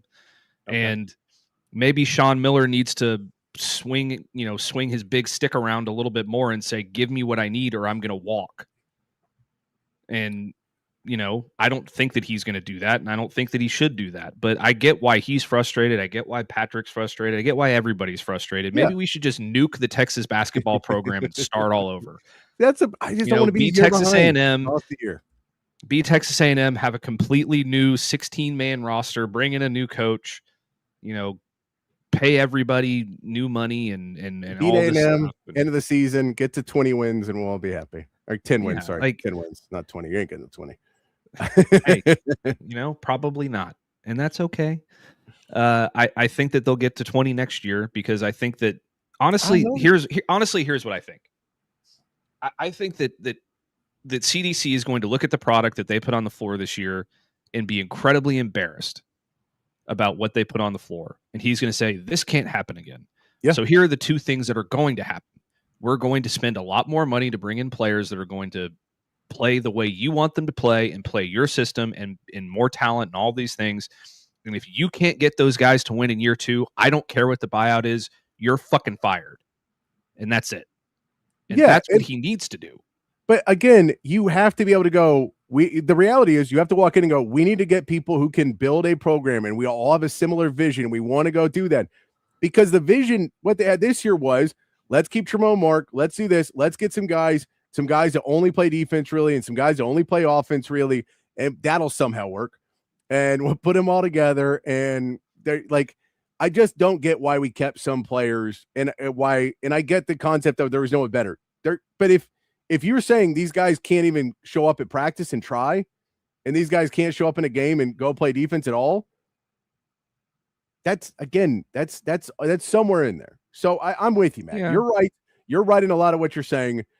It's the world of every game I have to sit back. And a lot of this is, I'm not even mad at Sean Miller so much as the people who are like, God, isn't it refreshing to have somebody just complain about their not going to be good at their job?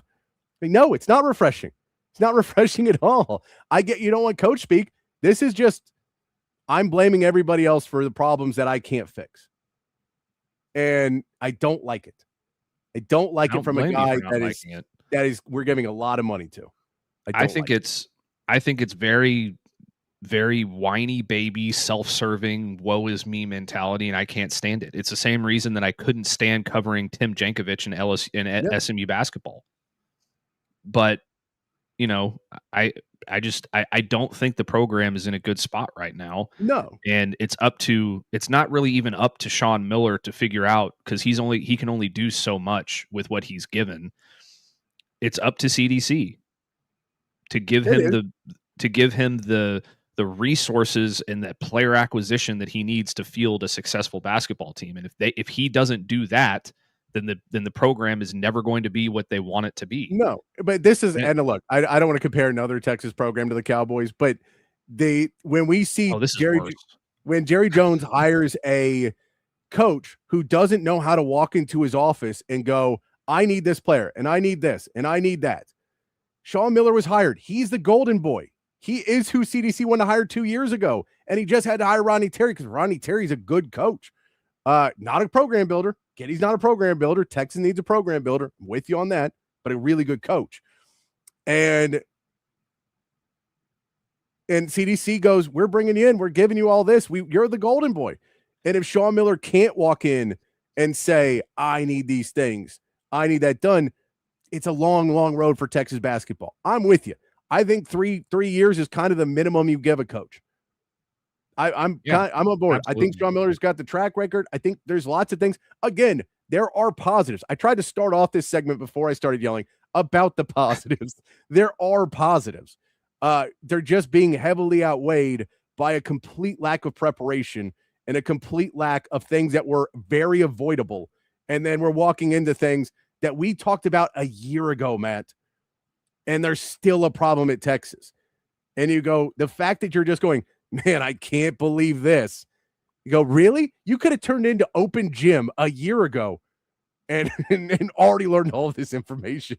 And that shouldn't be the case. You guys should be smarter than us because I'm pretty sure you're making more money than us. Yeah. And I think Naman kind of poses an interesting question here is, to a certain degree, the NIL team thing that is happening in college basketball and is now starting to happen in college football. Like, your roster is just a bunch of paid mercenaries. Somewhat. And the majority of them are. Especially when you bring in a team that is completely all transfers and like 4 freshmen that you brought in or whatever. Yeah. Or guys that are just returning that you have to sign to new deals or whatever.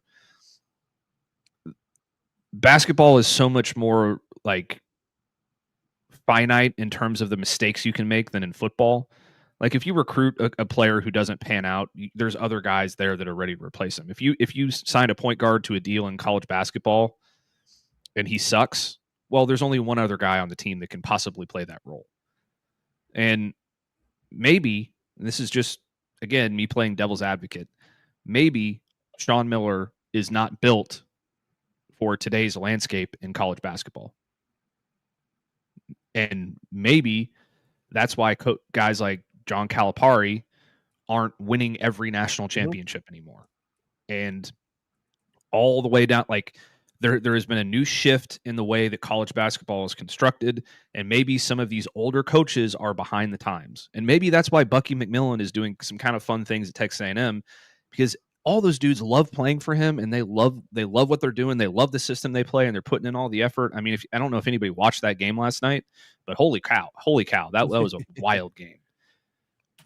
And like, I don't see any possible scenario in which Texas could be down 16 points to a team in the SEC and crawl their way back into it and win it. Because I think this is a team that, number one, a lot of them don't even really want to be there. And number two, they just don't have the talent or really just the want to, like, if you get out on this team early, it's over. They're not coming back ever. It's just not happening. And that's partially because they're all new to everything. Like, every player on every program is almost new. Like, do you remember the March Madness graphic that I pulled up last year when we first kind of started the show? Yeah. About all the teams in their original starting 5 and where they were from. And there was like 2 teams who every player on their starting 5 signed with that program originally. And it was like Houston and Purdue. And that's it. Yeah. Like, that means something. Oh, it does. 100%. No, so, and this is where I'll go with that, is that I agree. It's really, really hard. And there's a decent chance. Again, I'm trying not to say that Sean Miller can't do the job. Trying really hard to not say it. Because I don't know, because we are too early in to say that. So I don't want to say Sean Miller, clearly the time has passed him by. He can't coach these kids. That's why they're not putting out the effort. That's why he's saying dumb things like, you tell a kid he can't walk in the street, and you're like, dude, that's literally your job. You're just saying I'm unqualified to do this when you say that. So I'm trying not to be that he can't be that. I think there's also a way different world of, one sense is to win a national championship at basketball, which we are so far away from. You do really have to play in that world of getting super elite guys that are mercenaries, and those guys, that is part of it. On the flip of that, to be a competitive basketball program in the SEC, you don't need all mercenaries. There's plenty of ballers out there. There's plenty of guys who aren't going pro that'll be really, really good college players for you that aren't just mercenary. You'll pay them well enough, and they'll be plenty happy to come and play on a good team and play for a good coach, because it maybe gives them a shot to try and follow their dream, whether it be in the NBA, the NBDL, or maybe over in the G League, or, overseas somewhere. You could follow that dream a little bit longer. There's plenty of those guys out there. Again, that goes back to scouting. That goes back to finding the team that you need to build, and a program builder building a philosophy. Look at Houston and Kelvin Sampson. That dude is an older dude. He is consistently competitive with guys that are maybe not 5-star recruits. Very possible to do. So you can be there and be competitive. And I'm not even saying you got to be Houston. I'm saying you got to be in the tournament to start off and in this world. And I don't know if he's there. And so the NIL world, you could have gotten, again, we can say there's no one better than Jordan Pope. But if Jordan Pope can't get on the floor, then I don't know, a mop bucket's better than him at that point, because he don't cost me 6 figures. So I get it, and that's an overstatement for sure, but there's other players that you could have got that could have filled needs that you had. Simeon Wilcher is one of them. And you could have said, Simeon Wilcher's our starter, we're getting another guy, and we're going to figure out. I know he had best and high hopes, and going back, he probably would have done some things differently. I just need to see that change. And I'm stating a lot of this now so that when we get to next season, I can yell about it again and go, I've told you 6 months ago that this is what needs to happen. We'll see.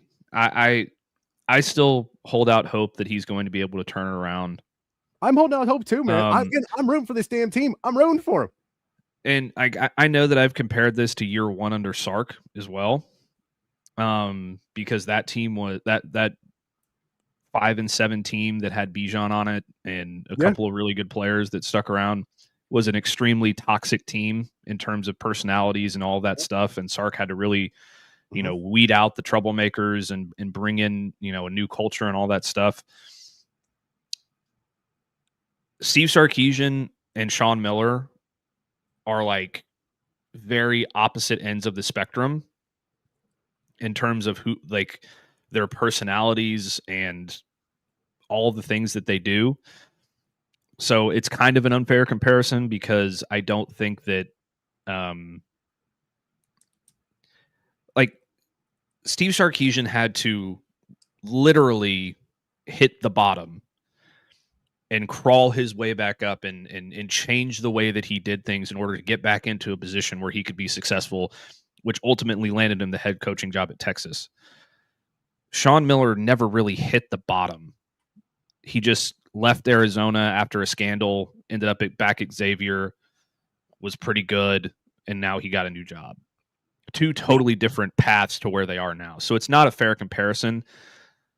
I just think that the powers that be who are above Sean Miller need to give him a lot of help if they're going to turn it around. And it's really going to determine, probably over the next calendar year, whatever happens with this basketball program is going to determine whether or not they actually care about Texas basketball or not. Yeah, and I think they're going to try and push in. And the question to me is, do you have somebody who understands what it takes, where he can go and say, what was done at Arizona? Where at Arizona did we have the right things that you don't have here? Because that was a big piece with Sark too. When Sark came in, he goes, so Alabama's killing it, right? Here's what they're doing. Here's what you're doing. Here's the comparisons. Here's things we need to fix. As dumb as it is, one of the things Sark said first, and one of the first things Sark changed, was how many people were on the sideline at a game. Mm-hmm. He walked in and went, this is Bush League. How many people you have on the sideline? This is nonsense. There's way, way too many people. And I know you want to sell, all these sponsors and everything else. This is not how we run a professional football team. This is not how we do this, because they're talking to my players during the game.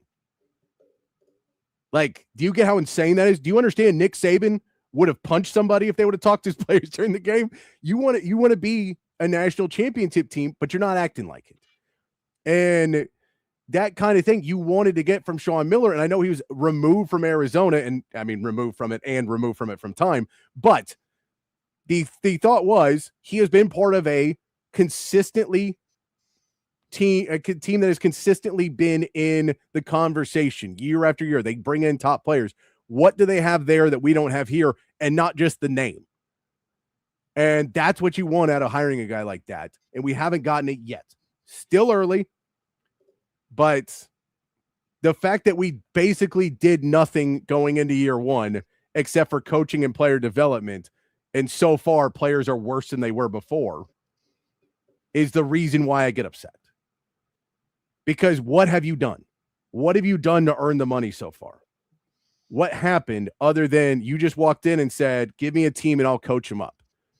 And I don't know how much of that behind the scenes he did. I don't know how much pushback there was. I don't know where it was scouting wise, all of that stuff. It feels like the moment Ryan Conwell said he wasn't coming, this season was done for Sean Miller.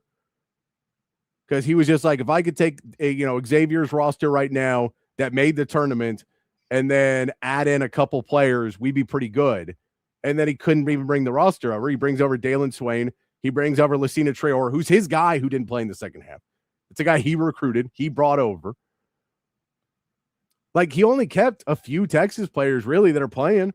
Kept Tremont Mark, which I get if the price is right on Tremont Mark. You can still look. He's a former All-SEC player.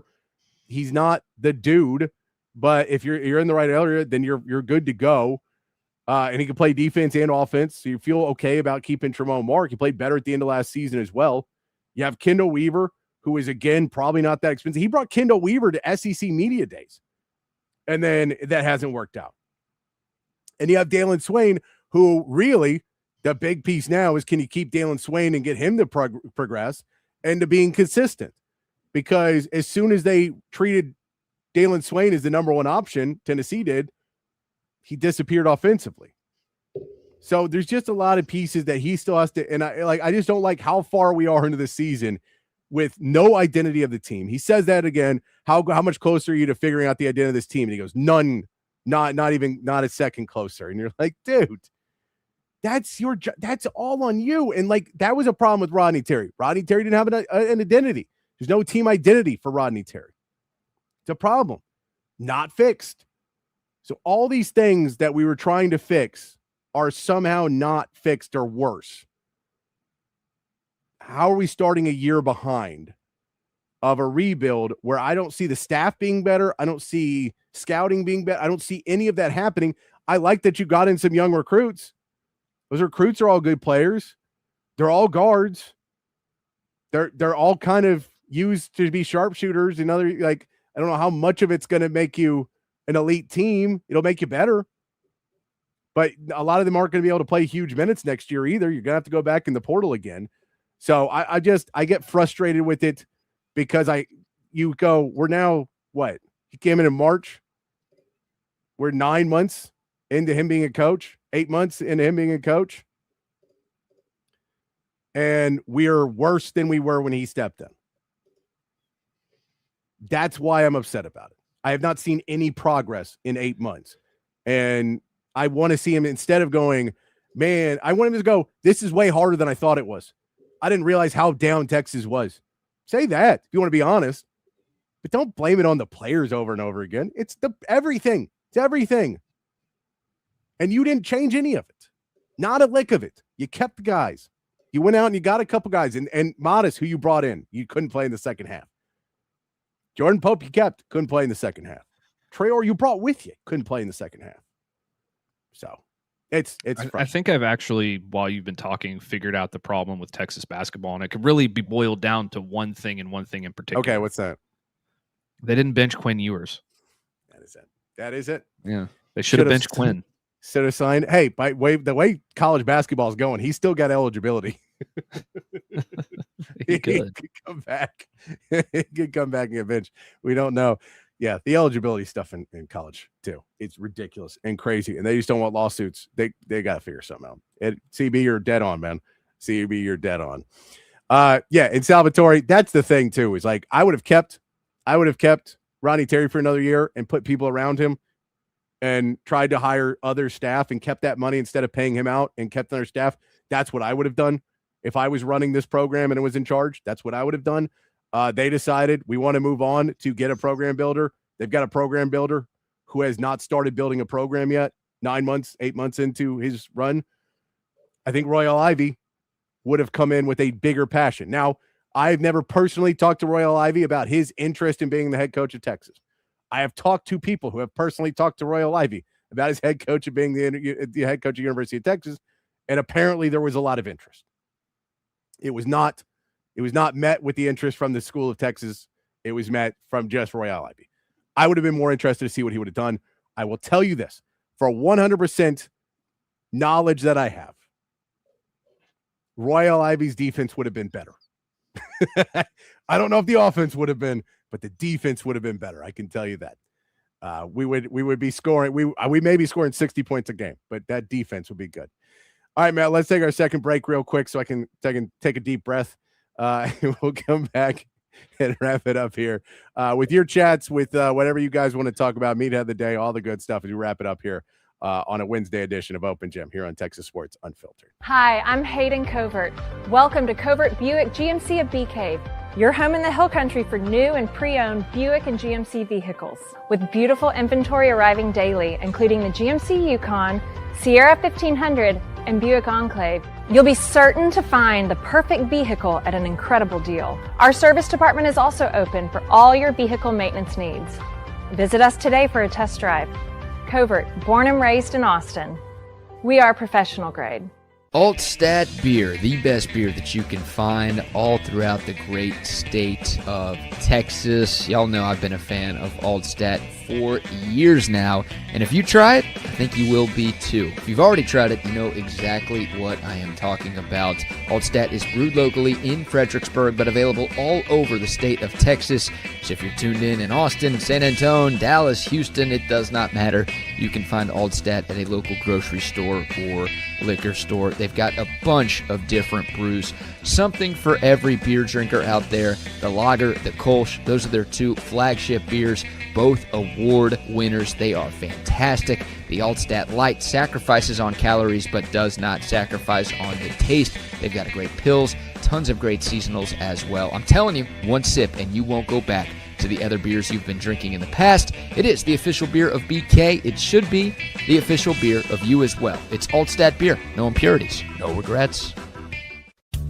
Hey y'all, I'm Camille McKay. And I'm Tom McKay, owner of Audiovisual Consultations. The old man and I are here to give you your summer weather forecast. It's hot. That's right, kid. Which means it's time for pool parties, grilling burgers, and taking a beach vacation, right? Well, I don't know about a vacation, but Audiovisual brings more heat than any tropical destination. It was worth a shot. I'll settle for some outdoor speakers. You know, Audiovisual can do a lot more than that. We provide outdoor video screens, audio systems, landscape lighting, even solar shades for your patio to keep the Texas heat at bay. Well, I'm sold. Let's wrap this up. I'm ready to lounge on a floaty and listen to some smooth jazz. Well, that sounds wonderful, but some smooth reggae is the way to go this summer. Good thing we can listen to both with the Sonos sound system. I call dibs on the floaty, though. Peace out.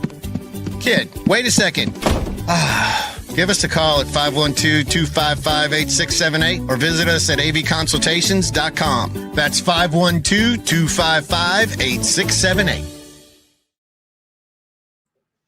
Back here on Open Gym on Texas Sports Unfiltered, wrapping the show up on a Wednesday afternoon. Appreciate you dealing with me while I rant and rave for a little bit. And deep breaths. It's a tense time right now, Matt. It's a tense time here. It's tense with everything going on. And, you know, you're kind of hoping that basketball will be the positive distraction right now. It is not the positive distraction right now. My Spurs keep losing games too. And Spurs Lakers tonight. I gotta hope that Wemby gets it together for tonight and they play better. Well, that's going. My dog is not appreciative of me ranting and raving about this. he's just ready for dinner. Done with the rant and raving, Dad. But yeah, it is. Look, I appreciate you guys hanging out with us and doing that with us on the text line. Chance says time to start Wilcher. I mean, yeah, I think probably give Jordan Pope one more game to see if he picks it up or not. Just because that's kind of standard operating procedure. I'd be fine with him starting Wilcher this weekend, but I assume Pope is still the starter. If you know, you want to see if that benching works.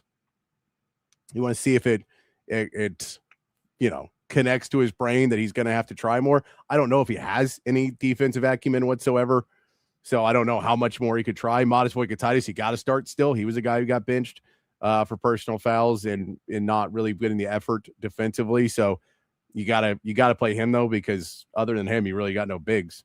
So you got to go out there and play them. Another texter says, very true. Basketball isn't any good. Yeah. It's just not very good right now. It's not very good right now. Matt, did we get any major time transfers in the last 10 minutes, 15 minutes, 30 minutes when I was yelling? Raleek Brown and Zion Williams are both on campus right now, and I would be surprised if they left the facility without committing or signing or something to that effect. So there's probably going to be some good news to come here in the next few hours. I think Texas is in it really hard for Bruner, the guard from Wisconsin. So that could be something that pops here pretty soon. Good things are coming. Then by the time we start tomorrow, I wouldn't be surprised if Texas had 2 new commits and 2 new players in the transfer portal. So yeah, I like one of those things. I like one of those things, man. Yeah, I mean, it'd be nice if we got some really positive news just before Friday, man. Just before the Friday show. Well, I mean, you got is your game tomorrow night?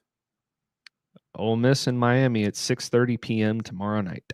So yeah, we got to get into that tomorrow too, because I know my man Matt has a intense breakdown of what Ole Miss needs to do to beat Miami. Are you happy that you're playing Miami and not Oregon or Indiana in the semifinal, or would you prefer an Oregon team? I'd rather play Oregon. Okay, Miami's playing great football right now. Miami's defensive line scares the absolute crap out of me. Like I think whoever wins this game is going to win the national championship. Okay. All right. What if Indiana wins by like 35 against Oregon? Doesn't change your mind at all? Maybe. I don't know. Possibly. Probably not. But I mean, they played to 1 score earlier in the year, so I find it hard to believe it would be that uncompetitive. No, that's my point though. Is if they blow out Alabama by 35, which I get Alabama is not as good of a team as it was in years past. I get all that. Oregon though, if they win both those games by 35, you're like, whew, all right. Something's going on over there in Indiana. Yeah. I think Texas would have beat Alabama by 35 though, if I'm being honest. We could have stopped that run. It wasn't that hard to stop, but we couldn't get our own run going. Let's get to our meathead of the day here, Matt. What do I have hidden away here? I don't even know if I pulled the right one. Let me see if I can go pull this one real quick. Well, before you do that, yes, Chad Scott was just hired as the running backs coach at North Texas. Shocking. Is he co-offensive expected to be hired? I thought he was going to Florida, but so I guess Jadan Baugh decided to go back to Florida before we had a running backs coach. I don't know. I mean, if you get the right number, then you gotta, he wanted to go there in the first place. He may get sold on what's happening. Yeah, Chad Scott though, North Texas, is that where what's his name went? Neil Brown, right? Mm-hmm. So it wouldn't surprise me if he got like a co-OC or something like that title as well. Would not surprise me greatly. All right, let's hit this because we haven't played it yet, and I pulled it aside, but I didn't download it to give something that we just need to close out bowl season. We have to show this clip to close out bowl season, man. Coach, I got my kid. This is my daughter Riley. This is my son. You're gonna make me watch this. We're ready for the mailbag. Some emotional support. Oh boy. 4.5 gallons of pure white goodness. Oh! That's disgusting. Whoa! Coach, how does that taste? It tastes like sweet victory. That's all I know. That is that wasn't mayonnaise. That's mayonnaise, man. That wasn't mayonnaise. Mayonnaise doesn't just flow like that. They may have watered it down. They may have watered down the mayonnaise. I don't know, man. I think they're lying to everybody. I don't think that was mayonnaise. Well, that's Jake Dickert, the head coach of Wake Forest, after they won the Duke's Mayo Bowl, getting mayo poured over. Does it with his kids, which is he going to pay for the therapy for the kids after that? That was the most disgusting. If that actually is mayonnaise, that's the most disgusting thing I've ever seen. Oh, that kid's gonna reek for a month. Kids Man, don't that's clean themselves horrible. properly. Be just finding mayonnaise in March. That's what's going to be happening. All right, we got to get out of here. We'll be back tomorrow. Matt promised good news in the portal. He promised it. He's given his Matt Galatzan guarantee. I won't put that on you. But we're hoping for some good news in the portal before tomorrow, so we cannot be quite as tense as we have been. Texas doesn't play basketball again tonight, so we got that. We're going to break down some Ole Miss versus Miami, as well as we are getting down to the nitty-gritty of the college football playoffs. All that and much more tomorrow. But until then, be kind, be safe, keep your underwear clean. We'll see you right back here tomorrow for more from Open Gym.